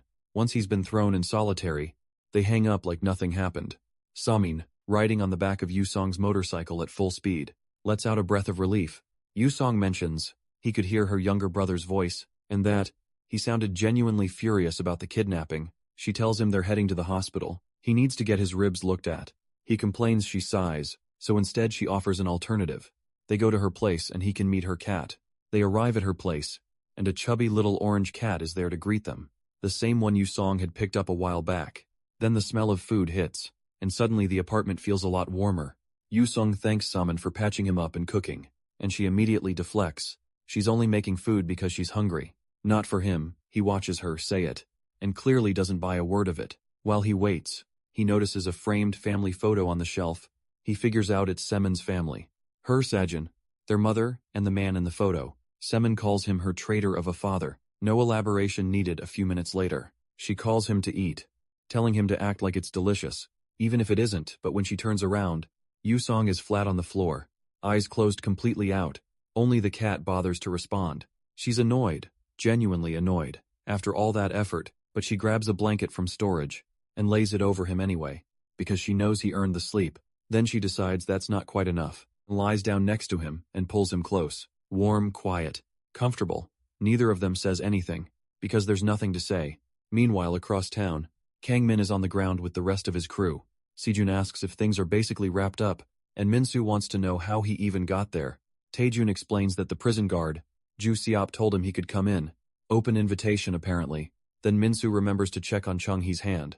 The bandage comes off, and all his fingers are still attached. Kang Yi explains. They were seconds away from cutting one off. In the civil engineering block, nobody cares if someone gets hurt or worse, and Kang Min had already started the cut, but someone stopped it. Ju-sup grabbed Kang Min's hand right at the last second, and told him to stand down. He personally bring Minsu in, so there was no need to go that far. Minsu then asks about the finger he saw earlier. Wrapped up in cloth, Chang Hee immediately cuts him off, pointing at Minsu's own hand and telling him to look. The back of his fist has swollen to nearly twice its size. They agree he needs medical attention. But first, a quick rewind. We see a hand, a pair of pliers, and a finger that gets cleanly snipped off. Ju-sup smiles and figures. That should be convincing enough, though maybe a little paint wouldn't hurt. Until the vice director gets back. He'd rather not have any incidents on his hands, or anyone else's back. In the present, someone heads to the infirmary, and stops cold at the sight of a prosthetic arm. In a case missing a finger, a guard grumbles that now he'll have to buy a new one. So that's what was in the package. Minsu gets treated minor fracture. Some inflammation, nothing serious. As long as he takes his medication and doesn't push it, the doctor says the swelling will go down, pushing his body past its limits. By copying his older brother's techniques, this is still costing him, and it shows. While he's there, he hears someone nearby, asking whether they're about to become a red uniform prisoner. Minsu pulls back the curtain and freezes. It's Bucktooth wrapped head to toe in bandages. He explains, he went up against Kang Min and ended up like this, but he's grateful for the chance at payback. Minsu asks what the red uniform thing is about, and Bucktooth says he'll only talk if Minsu becomes his subordinate. Minsu picks up a feather and moves it toward Bucktooth's exposed foot. That's all it takes. Bucktooth immediately folds, laughing before the tickling even starts, and gives it up. Red uniforms are for high-priority detainees. People, the facility has decided, shouldn't be reintegrated into society. Things are managed directly by the warden, kept separate from everyone else, and given a specific job making sure inmates, who are close to earning their release, never quite get there if manufactured. Demerits don't work, other methods do. The rumors say nobody leaves this place whole. Kids who've served their time and are about to be released get crippled first, because if they have to let someone go, they'd rather make sure that person can't cause problems on the outside. That's what the red uniform means. And the most likely next candidate is Minsu, somewhere else entirely. A girl at an arcade machine mentioned she didn't expect Kang Min to lose her companion. Call him Loro, says. The real question is whether to back Ha Sung Kiol from the maintenance block, or Lee Min-soo, and maybe the cleanest answer is to make them fight it out. The other one, Luro explains that the selection process is on hold, for now anyway, because a major variable just re-entered the picture. Yuseon Il is back 2 weeks pass. Kang Min gets sent to solitary. As punishment for the fight, word spreads fast. The rumor that Minsu took him apart, single-handedly, changes how the other inmates look at him. Almost overnight, he becomes the new leader of the civil engineering block, and his first order of business is telling everyone to get through the day, without any incidents in the hallways. People are still talking about it. Minsu admits he never expected his friends to follow him into civil engineering, and they ask whether it's true that he did all the real work, while Sejun just landed the finishing blow. Then someone cuts through the conversation and tells everyone to stop moving. The guard lists off the violations. Improper formation, disobeying orders. Talking in the corridor. Yu-song tries to smooth it over by explaining, the guys just got back from volunteer work, but he gets called out immediately for not saluting. He corrects it fast, snapping into a proper salute, and before he can finish it, the guard cracks him across the face with a baton. Minsu goes rigid. The guard shouts at everyone to get back in line, louder, when they don't move fast enough. This is Yu Seonil, Vice, Director of the Rehabilitation and Correction Center. He's back, and he's already making that very clear. The other boys are stunned. Yu Seonil is still on the ground, the pain from that baton strike, not letting him up yet. Yu Seonil brushes it off, he was just breaking in. A new recruit, he says. Then, he notices Minsu's expression and finds it interesting. Minsu, for his part, is about 2 seconds from saying something that would make everything worse. Someone grabs him before he gets there. Sejun steps in, apologizes on his behalf, and explains that Minsu isn't quite himself right now. It's a smooth save. Yu-song is still processing, still being held back by his friends, when a second guard walks over and tells Yu-seong the director is waiting. That lands strangely. Yu-song knows the vice director position has been empty for a long time, and now suddenly it isn't. One more thing that doesn't add up.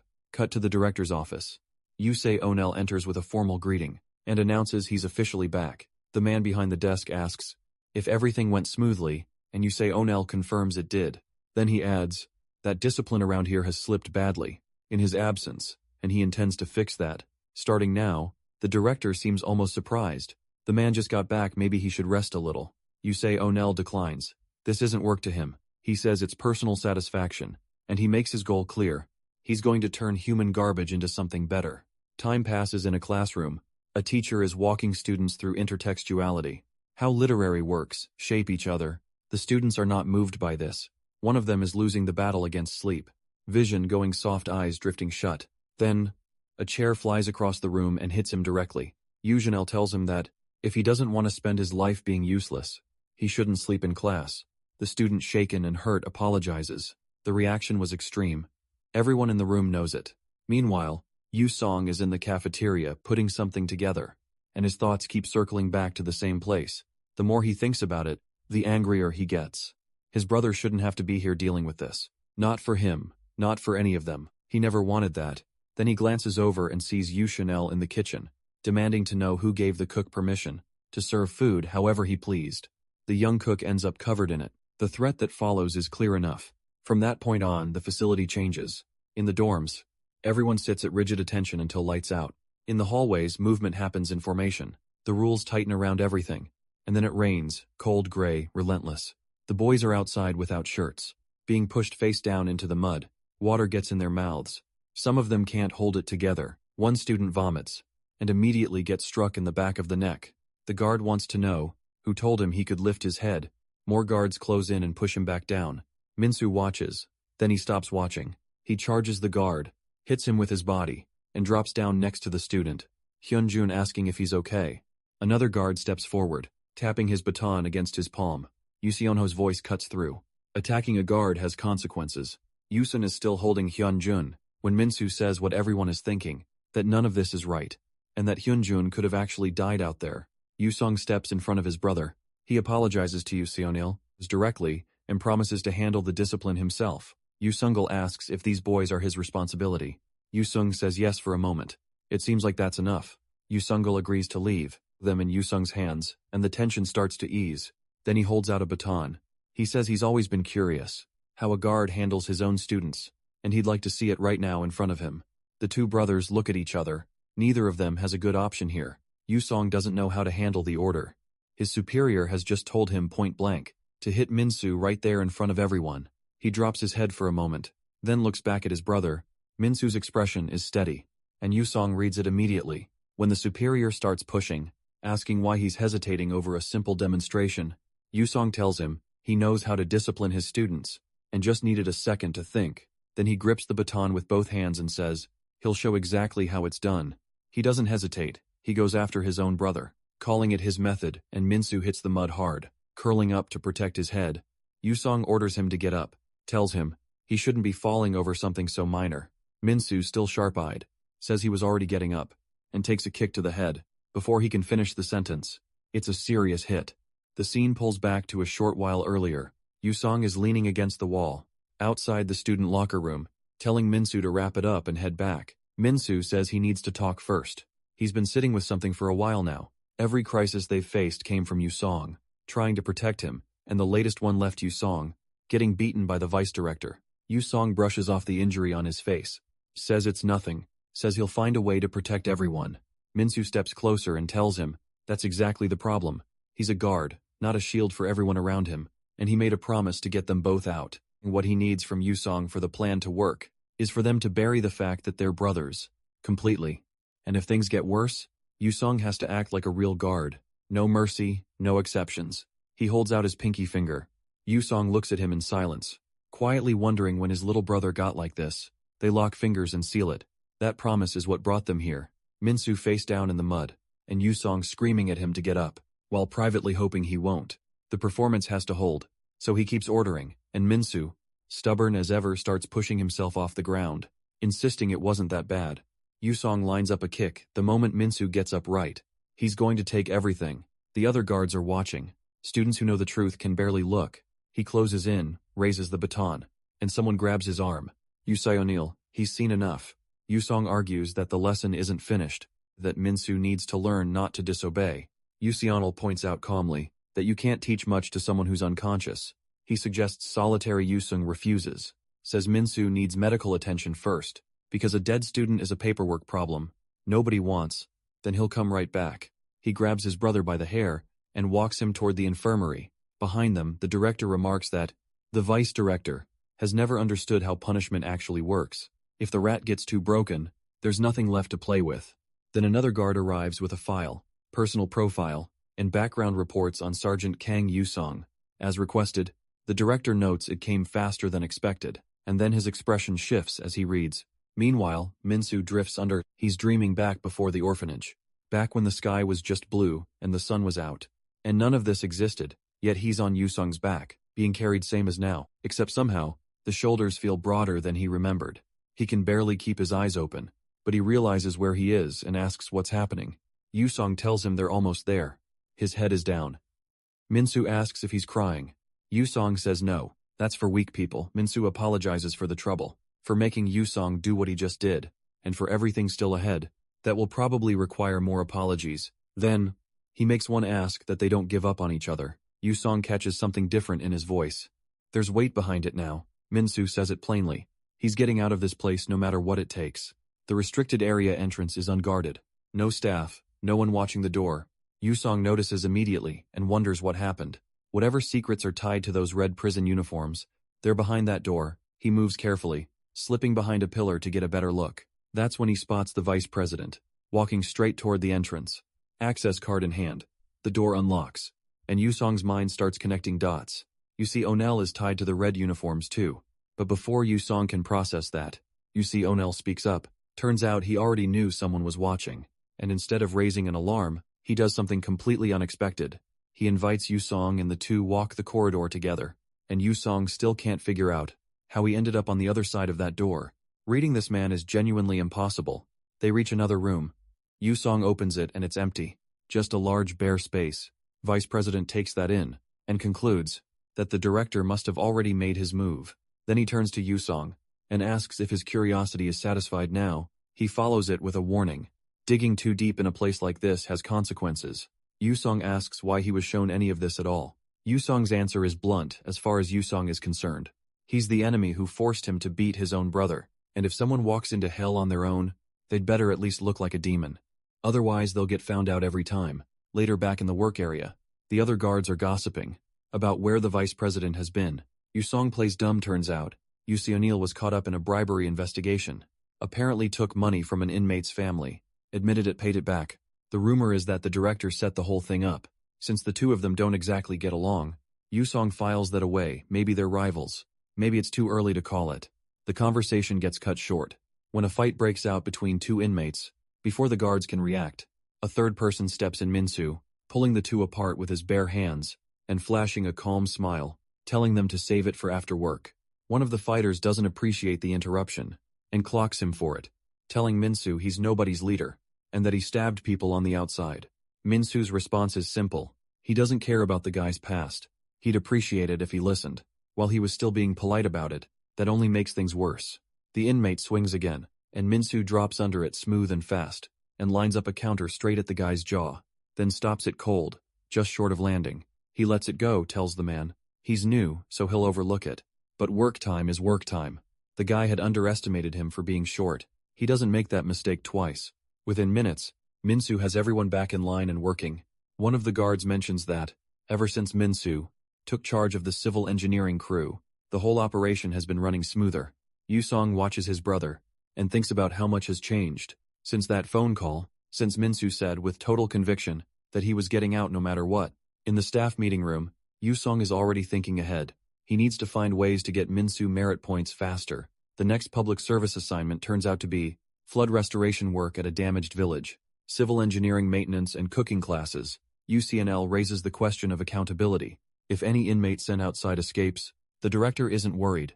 The last assignment went clean, so this time they'll select inmates, based on merit points and guard recommendations. If it goes well, it's good press for the facility. Meeting wraps up. Everyone starts filing out except Yusong. The director stops him before leaving. Yusongo glances back, suspicious. Then the doors close. Yusong asks what he can do for the director. The man straightens Yusong's tie, says it was crooked, and then mentions he's always wondered what someone of Yusong's background is doing. In a place like this, he says he finally figured it out. It's about his father, Congressman Kong Mantai, the president's biggest political rival, the very man who created this facility. The director smiles and asks whether they should really be treating such a valuable son this way, and suggests maybe Yu Shang should be excused from the public service assignment. Entirely outside, the buses are rolling out through the open gates. On board, Minsu asks his friends if they've seen his brother. Senju figures he's on another bus, then glances sideways and asks who the person next to Minsu is.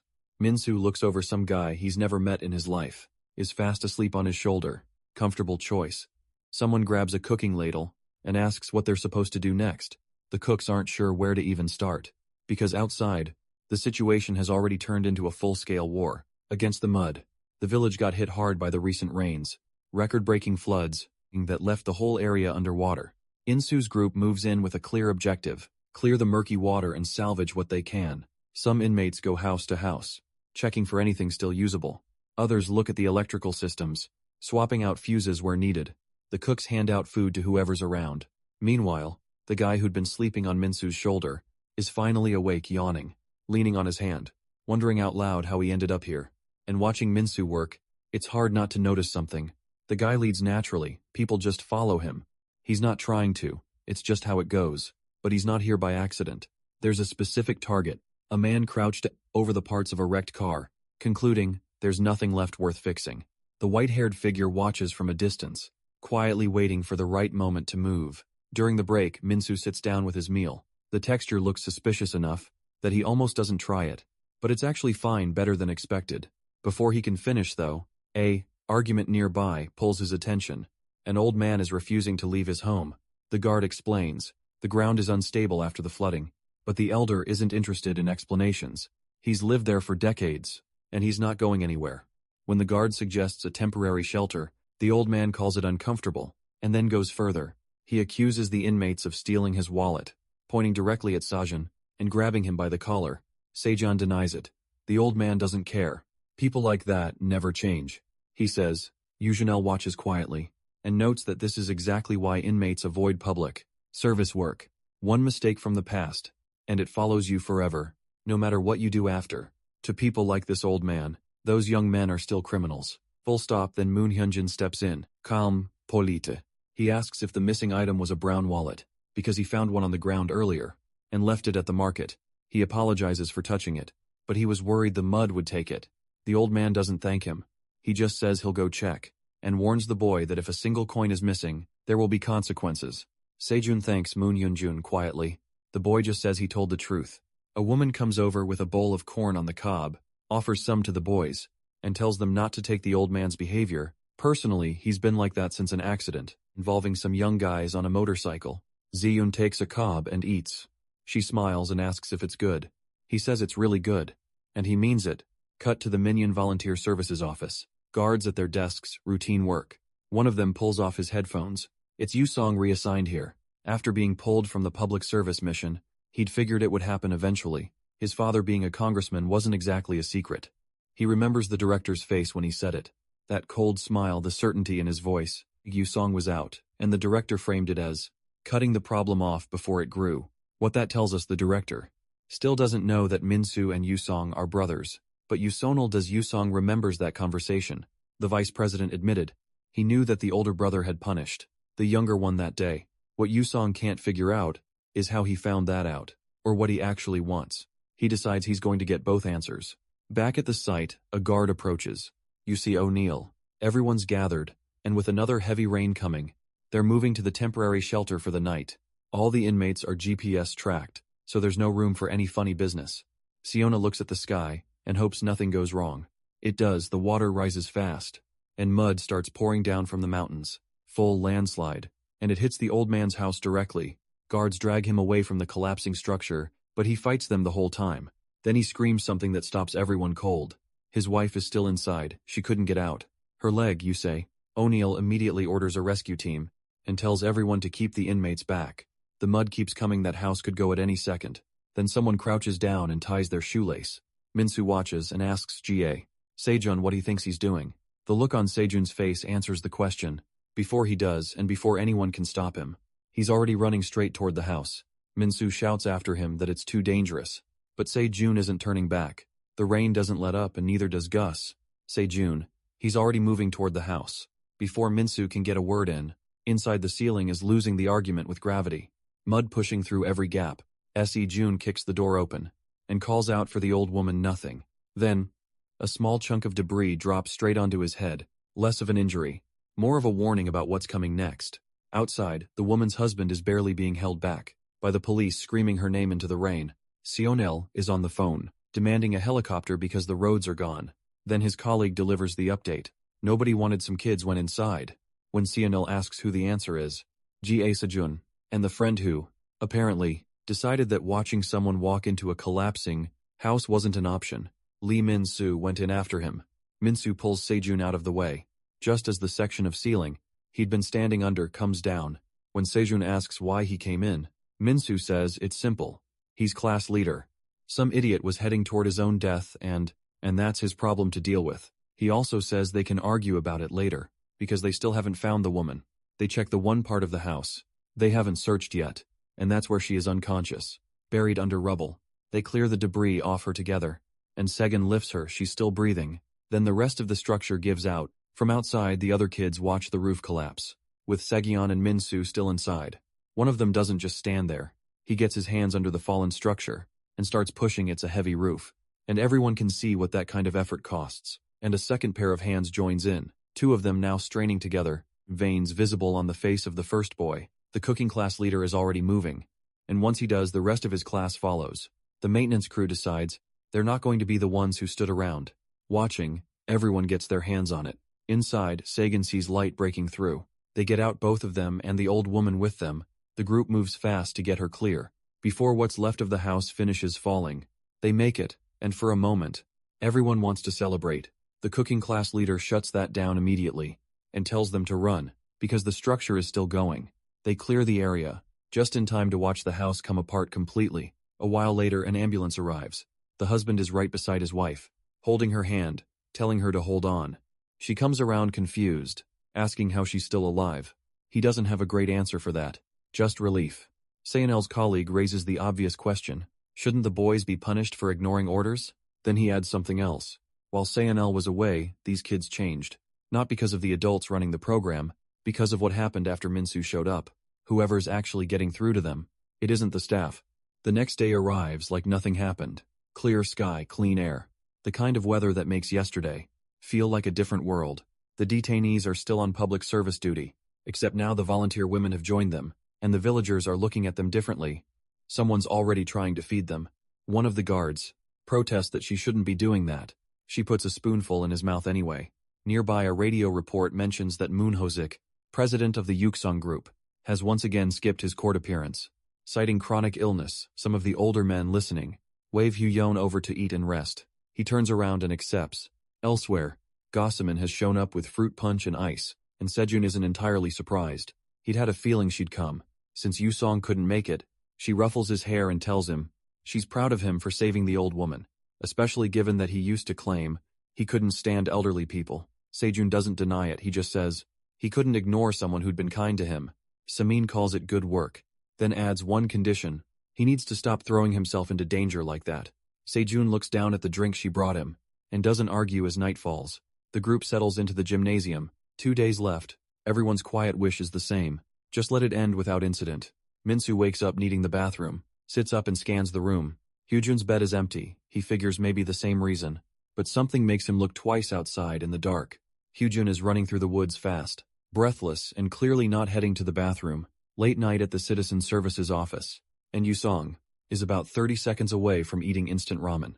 When his phone goes off, it's guard Shin Jusup, and the man is not calling to chat. He's panicking on the other end of the line, which is a problem, because whatever went wrong on Joseph's watch is going to land on him now that Yusong got demoted. Yusong's brother Minsu is there too, and he tells Joseph to keep his voice down before the whole building hears, and he takes a breath and delivers the news. Hyunjin is gone, possibly escaped somewhere across town. Hyunjin has already helped himself to a donated scarf from a clothing bin, uniform left behind, and tracked down a bus stop. He asks an older woman how to get to Yuksung Hospital. She points at the incoming bus and tells him it's about a 30-minute ride. The bus pulls up, waits, and leaves. Yoonjun doesn't get on. He scratches the back of his neck because he doesn't have a single one on him, so he needs money back at the office. Yusong is already tracking him. Yoonjun hasn't moved far from the public service zone. He tells Joseph to stall until dawn, but even if someone left right now, it would be a 4-hour trip, and Joseph can't leave his post. That leaves one option. The job goes to Gasaman. As she's heading out, she glances back. Saejun is already putting his helmet on, telling her to just go. He's thinking about the apology he never got to give Hyunjun. Meanwhile, a news segment plays about the Yuksung Group chairman skipping his court date. Someone nearby grumbles that he's faking it to dodge the verdict. Right next to the TV, Hyunjin is crouched by a vending machine, fishing for loose change. 51. He needs 13 more. A bald man walks over and offers to pay him, calls it a secret friend arrangement. Somewhere fun, just the two of them. Hyunjin says the place doesn't sound very fun. Then he notices the man's expression and decides not to wait around. To find out more, he runs. After putting some distance between himself and that situation, he leans against a wall to catch his breath.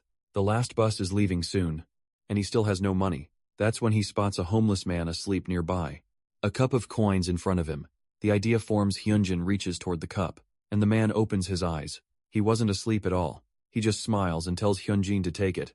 If he needs it, Hyunjin hesitates, says the man must have it harder than him. The man looks him over and disagrees. He says, just pay it back 10 times over someday. And they're square. Hyunjin takes the loan. On the other side of the city, Semin and Sejun reach the GPS coordinates and find nothing. Hyunjin has already moved. Then Sejun hears shouting nearby. 3 guys are beating someone and demanding money. He's ready to let it go and keep moving, but then Semin hears something that stops her. Hyunjin has grabbed one of the attackers and is telling them to leave the man alone. He takes a punch to the head for it. The siblings look at each other. They found him. Hyunjin wasn't letting go. He kept holding the guy back, begging him not to hit the homeless man, while the guy complained that the kid was going to ruin his clothes. Then a second member of the group wound up for a punch, and Hyunjin never saw it coming. No time to dodge, but Sejun appeared at exactly the right moment, catching the guy's arm and telling him to leave the man alone and walk away. The problem was that while Sejun was handling one of them, the others had moved toward his sister, throwing out the kind of lines that make you embarrassed.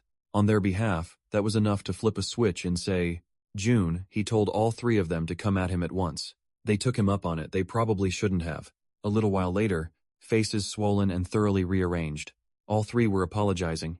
Hyunjun went over to check on the homeless man, who said he was fine, that getting beaten was basically part of his daily routine, and thanked the kid for stepping in. Then Salmon cut the moment short, calling Hyunjun over. She told him she had no idea what he'd been planning, but that if they headed back now, none of this would need to be reported. They could keep it quiet. Meanwhile, Samin was on the phone with Yusong, explaining that she'd found the fugitive. Couldn't come back right away. Something had come up. They needed to make a quick stop first. Yusong said that was fine, but told her there was a bigger problem on their end. The warden was already in a jeep, heading out for an inspection of the public service area. The clock was running. The group arrived at the hospital and parked the bikes. Hyunjun's father was on the 16th floor, the kind of floor that doesn't get used for ordinary patients. As it turned out, the hospital itself belonged to Hyunjun's family. one of several they owned. Sejun found this increasingly hard to process. The guy had already mentioned his father owned the Eva world and the Dottie Tower, and Sajin had written it off as exaggeration. He wasn't so sure anymore. When they stepped off the elevator on the 16th floor, Segan noticed the hallway was lined with security. He actually wondered if they'd gotten off on the wrong floor, but Hyunjun walked out calmly and told him he'd never been lying about any of it, and the moment his feet hit the corridor, every single guard bowed. Hyunjun politely asked to see his father back. On his end, Yusong was tracking Hyunjun's location on GPS. Warden still had about 2 hours of travel ahead of him, but probably not enough time, so Yusong started working on ways to slow him down. First, a military night exercise tank flying the Korean flag, parked squarely in the road. Then after the driver found a detour, a cycling group blocking the only remaining route, with no alternative around it. The warden, as it happened, used to be president of the local cycling club, so at least he wasn't furious about it. But these were small delays. Yusong knew he was buying minutes, not hours, and that whatever was happening inside that hospital needed to wrap up fast inside. A white-haired man stood with his back to the window. Yunjin said he'd heard his father had collapsed, and asked if he was all right.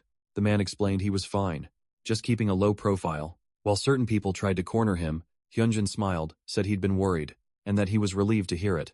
Then the man turned and asked what Hyunjin was doing there at all. He was supposed to be in the reformatory. Yunjin said he'd been worried, that his father had promised to get him out quickly, and then went silent. The man's response was blunt. Wasn't it natural to be punished after what he'd done? Running around in a group, beating other kids, doing things no decent person should do, and going even further than that, taking someone's life. Even with all his influence in politics and business, that wasn't something you could just make disappear. Hyunjun said he was right. If he'd done something wrong, he should be punished. But then his voice broke. He said that yes, punishment made sense, but that wasn't actually what had happened, because on the day of the incident, he hadn't been alone, so he asked quietly why he was the one being punished and not Hyung. Hyunjun's childhood wasn't just unhappy. It was a lesson in how a family decides who matters, and who doesn't. He and his sister ate at a separate table with fewer dishes, while his grandfather, father and older brother Hyung sat apart like royalty. When someone at that table wanted water, his sister was the one who got up to fetch it. She wasn't a guest in that house. She was staff, and when Hyung treated her badly, their grandfather's response was to scold her for not showing enough respect to his grandson. After getting slapped, she was expected to apologize with a smile. Hyunjin remembers Hyung beating him once for getting better grades, curious that now he'd have to study harder to keep up. Their sister stepped in and hit Hyung back hard enough to draw blood. Hyung ran straight to their grandfather, and for defending her little brother, she was the one who got punished. That night, Hyunjun found her lying on the floor of her room, in the dark face badly bruised. Asking him not to turn on the light, they held each other, and she told him that one day, their grandfather would see their worth too. So they studied, they worked. Time passed. Hyung, meanwhile, went the other direction entirely. He ran with the wrong crowd, hurt people, and eventually got caught trafficking drugs, and wasn't even slightly worried about it, because grandfather would fix it. That was always the answer. Then their sister got into university. Their grandfather seemed proud for exactly one moment, before grabbing her by the arms and explaining that, as the eldest daughter, she had obligations, specifically, to do whatever was needed to cover for Hyung. If she refused, he'd ask Hyunjun instead. That day she walked into traffic. Nobody in the family treated it as a tragedy. She ended up in a vegetative state, and they blamed her for every crime Hyung had committed. Yunjin was still trying to make sense of it, when he saw Hyung in the hallway, kicking a boy down a flight of stairs. Hyung had decided this kid was responsible for exposing his crimes and, by extension, for what happened to their sister. Boy died, and Hyung's only reaction was that it was deserved. Hyunjin, panicking, asked what they were supposed to do now. Hyung leaned in and told him he already knew. He did know, and so Hyunjun took the fall. He was arrested, and Hyung told him their father, president of the Yuksung group, would get him out quickly. That was a lie. Their father did nothing. Their father did. Hyunjun endured everything in silence, telling himself it was punishment for failing to protect his sister. Now he's standing in front of his father, saying exactly that. He accepts responsibility for not protecting her, but Hyung needs to answer for what he actually did. His father's response is that Hyung will inherit the family business, and since Hyunjun also benefited from being born into this family, he should accept the sacrifices that come with it. Sejun has heard enough. He cuts in, tells the man those words shouldn't be said without shame, and pulls Hyunjun toward the door. Seaman backs him up. Real family doesn't force sacrifices, and honestly, The reformatory sounds better than this room right now. They don't make it out. Hyung walks in, grandfather at his side elsewhere in the reformatory. The night is still moving. Seonil is wandering the corridors, hands in his pockets thinking. He overhears two inmates talking. One of them has filled his merit points and is already planning for life after release. He wants a vehicle maintenance license, small garage someday. He even offers his friend a job on the condition that the friend stops causing trouble and earns his own points first. Seonil recognizes him, Ha-sung Kol, who came in acting like the world owed him something. Now the guy has a 5-year plan. Seonil finds himself thinking that maybe what actually changes, a young person isn't an adult with authority. It's another young person who figured something out first. Nearby, someone else is moving through the building, watching and waiting until the vice director steps away. Now might be the right time to start. Back at the hospital, the guards are still posted at the door. Hyung is surprised to see Hyunjin outside the reformatory. Their father tries to smooth things over, but Hyunjin makes clear he didn't want to be here. Either he came because he had to. Hyung, unbothered, mentions almost in passing that he beat someone up while drinking, but nobody knows it was him yet. Their grandfather moves toward Hyunjin immediately, framing it as another opportunity to do his brother a favor. Then Hyung notices Semin. He doesn't think he just grabs her, says he likes her style. Sagan goes rigid. Semin doesn't hesitate. She swings her helmet directly into Hyung's face and sends him flying. Sejin and Hyunjin stare. So do the grandfather and the father. Semin looks down at Hyung and, in a voice that leaves no room for interpretation, asks where exactly he thought he was putting his hand and whether he wants to find out what comes next. The grandfather's reaction to Semin, knocking his grandson away, is immediate. He starts screaming at her, calling her every name he can think of. Semin doesn't flinch. She shrugs it off and points out the obvious. His grandson had his hands on her, and apparently the old man missed that part entirely.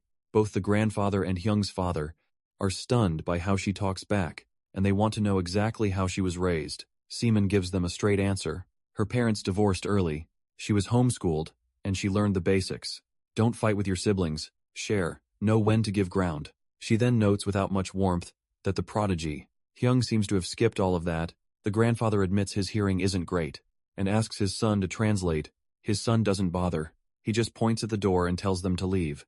While he's still being polite about it, that's when Hyung gets up and makes it clear they're not going anywhere. He grabs an IV stand and swings it at Semin. Sejun panics. Grandfather, meanwhile, is practically cheering. The stand is about to connect with Semin's face. And then the scene cuts in the detention facility. One of two boys doing maintenance work steps out to use the bathroom.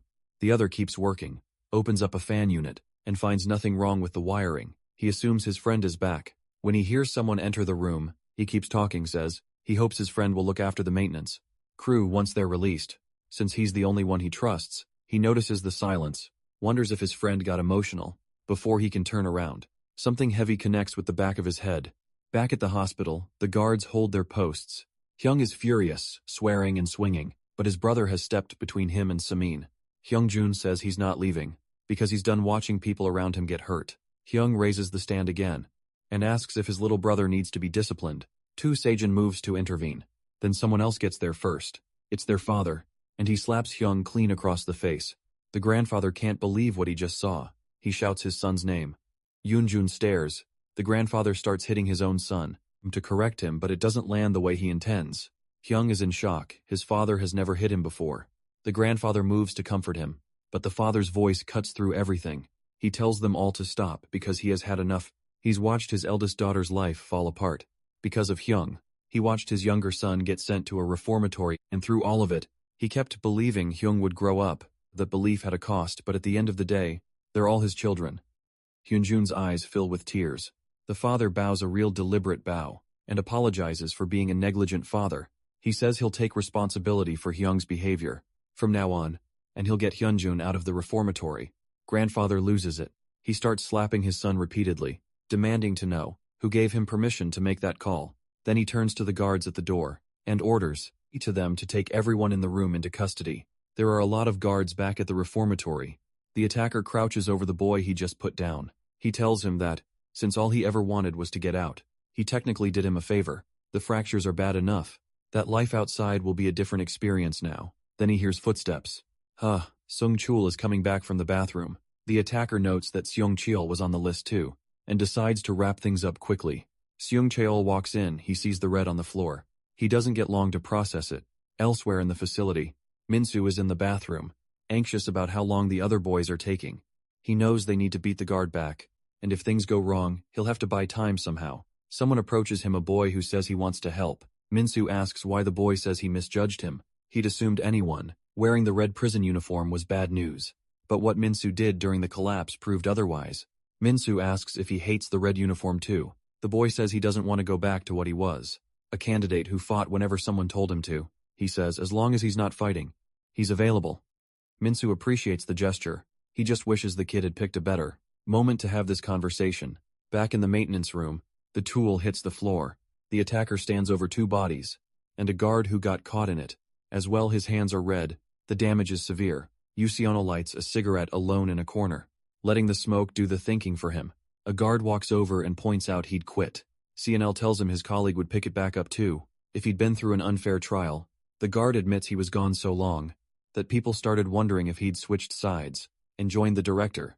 The vice director puts a hand on his shoulder and says, "That's actually useful. It's exactly why they assigned the guard to watch him. What hasn't come up yet is the red prison uniforms." And CNL notes that silence might be the director's biggest vulnerability. He asks whether they found Moon Hyun-jun, because he heard the guards screaming into the phone. The vice director warns that if the director finds out, he'll use management negligence as a shield, so the smart move is to act like nothing happened. Yusong bought them time by delaying the director's arrival, so the incident needs to be wrapped up before he lands. Sionil says that would be ideal, but things have a way of not going ideally right. On cue, a helicopter appears overhead. His colleague tells him he's going to check on Hyun-jun's whereabouts, and heads off, leaving Sionil with very few options left to stall. The director spots the vice director from above and waves down at him cheerfully. Somewhere nearby, a guard is contorting himself into an awkward pose, trying to get the shot right. The director and another man, holding up a generous check for flood relief. There's a photo with Minsu too, which the director is clearly milking, for every point it's worth.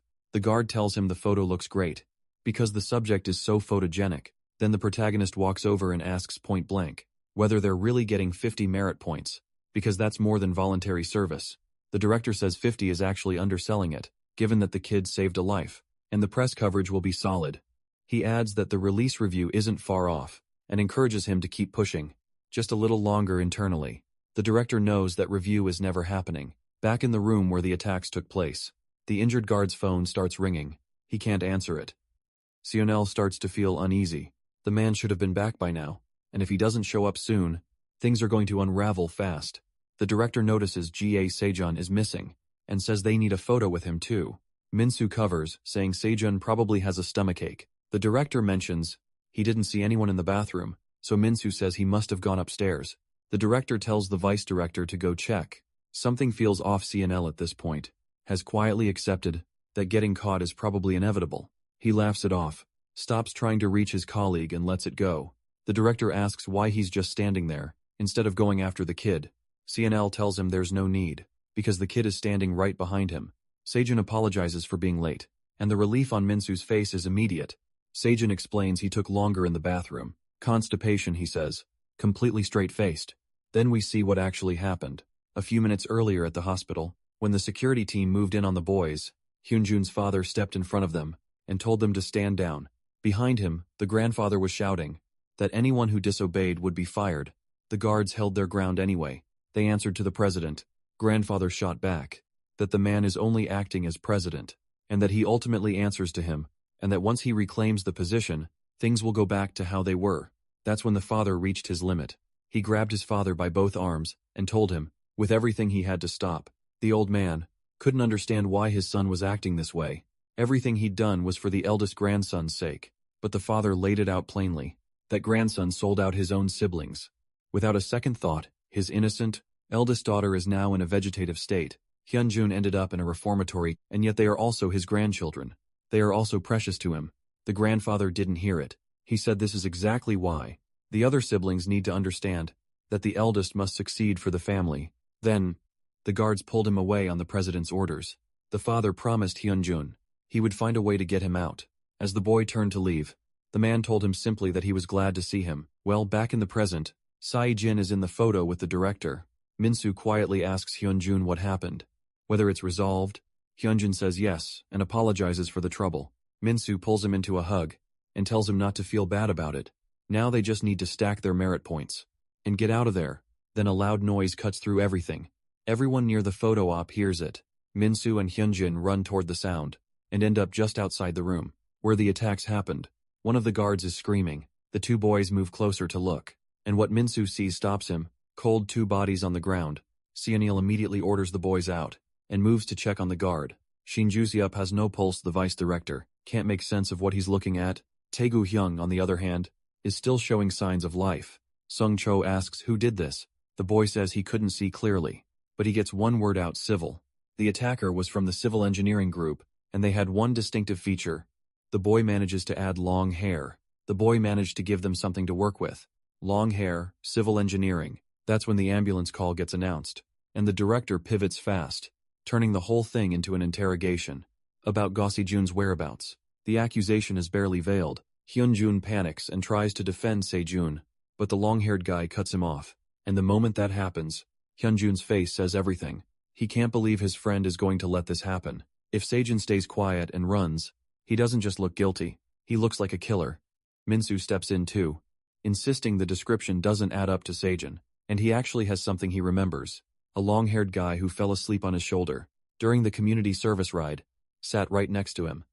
Minsu even remembers hyo name, Hyo-shin, but Seonil checks the records on his phone and comes up empty. No long-haired inmates on the public service roster. No one named Hyo-shin. The director turns to Minsu with that look, the one that says, he's already decided what's happening here, and warns him that covering for a friend is a fast way to end up in the same trouble.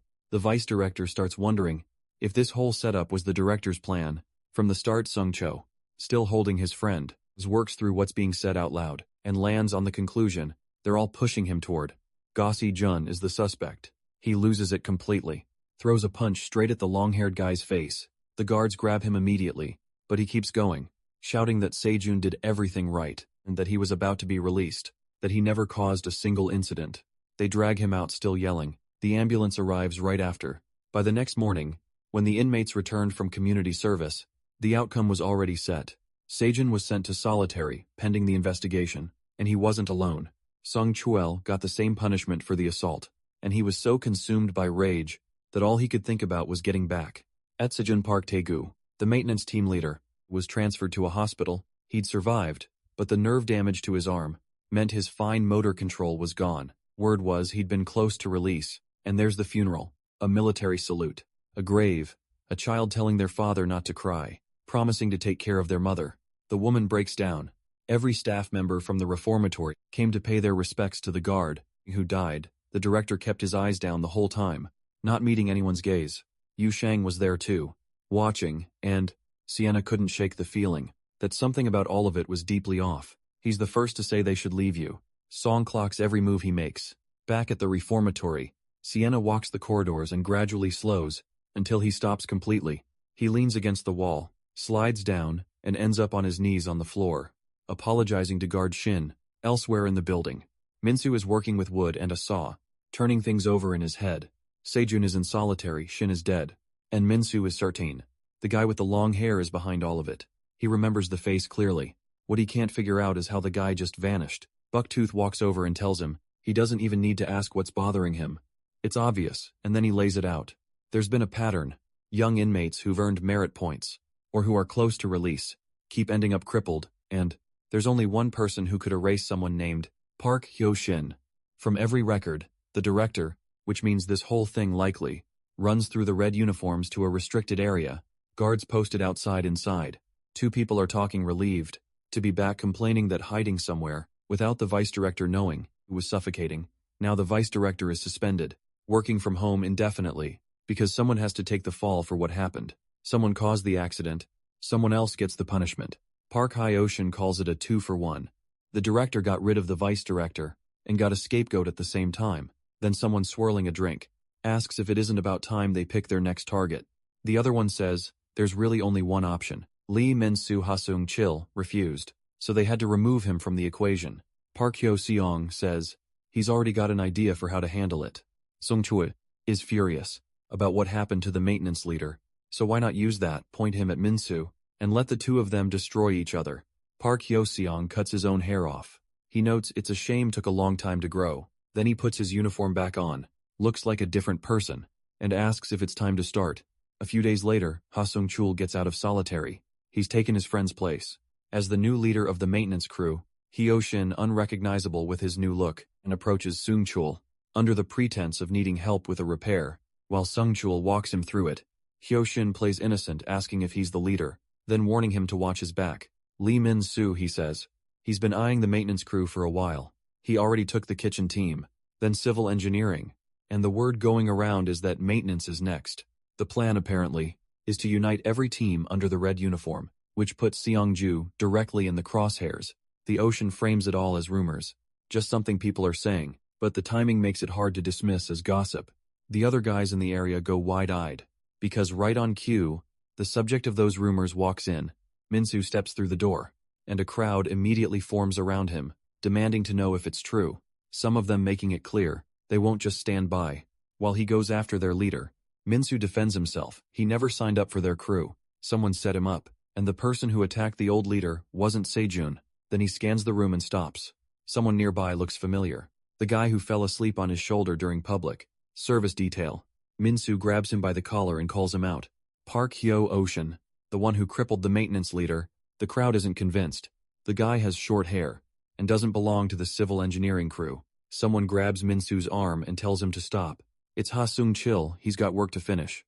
If the two of them want to fight, they can do it later. Until then, Min-soo should stay out of the way and stop disrupting things over nothing. The crew falls back in line and gets back to work. Outside the reformatory, it's the height of summer. A dead cicada on the pavement makes that clear enough. Then a girl steps on it without breaking stride. She's pale, marked up, one eye swollen shut, clearly been through something. She walks to a nearby pile of trash, leaves a bag there, with a look that doesn't belong on someone, just dropping off luggage, and walks away like nothing happened. A few seconds later, she bursts out laughing. The bag sits there, then the zipper shifts, and a pair of eyes peers out from inside. A salvage crane moves slowly toward it. Park Hyo-shin opens his eyes. He's back in the present, staring up at a ceiling of white lights. His thoughts are simple and bleak. In this world, if you're useless, you get thrown away. If you're a burden, same thing. If you're weak, same thing. He checks his phone. A message telling the maintenance crews, guards to temporarily stand down, right on schedule. The guards announce a brief assembly and clear out, with no one watching. Min-soo and Ha Sung-chul are face to face. Hyo-shin thinks about how he got here, made himself useful, stayed off the discard pile. Min-soo moves first, throwing Sung-chul's earlier promise back at him, the one where he said he'd help with anything, as long as it didn't involve fighting. Sung-chul's answer is that this doesn't qualify as help. By any definition, Hyo-shin watches the fight and wonders which of the two ends up being the one who gets thrown away. Both of them are going all out, then without warning, stop fighting each other, and hit Hyo-shion at the same time. He didn't see that coming. Neither did anyone else. The two of them stand side by side, staring him down. The night ends with Hyo-shion on the ground, and the two boys standing over him. Min-soo's plan is simple. Hand him over to the guards and let the truth come out. But before that can happen, someone walks in and kills the mood entirely. A red uniform. Everyone in the room knows what that means, and nobody looks happy about it. The guy wearing it is young blonde, almost relaxed, and the first thing he does is comment that he expected better from Hyo-shin. Hyo-shin recognizes the voice immediately. The blonde tells him he came to collect him, and asks with a smile if his old colleague is glad to see him. Min-soo cuts in and says he's not handing Hyo-shin over to anyone. He needs him to clear his friend's name. The blonde's response is almost bored. He's not here to rescue anyone. He and Hyo-shin aren't close like that. But the kid did cause a lot of problems. That lands hard, because Hyo-shin suddenly remembers something, a conversation about how the murder, during a public event, made the vice director untouchable, but also made the whole incident a liability. A liability that points back to the director, which means Hyo-shin, who knows too much, needs to disappear. He puts it together fast, maybe too fast, because his next move is to throw a punch at the blonde. The blonde doesn't even blink. He sidesteps it without effort, says he was hoping Hyo-shin had a functioning brain, and then puts him on the floor with one hit, hard enough that Min-soo just stands there, processing what he saw. He couldn't even track the dodge. The blonde grabs Hyo-shin by the hair and starts dragging him out, mentioning he has things to do. Min-soo tells him he's not leaving.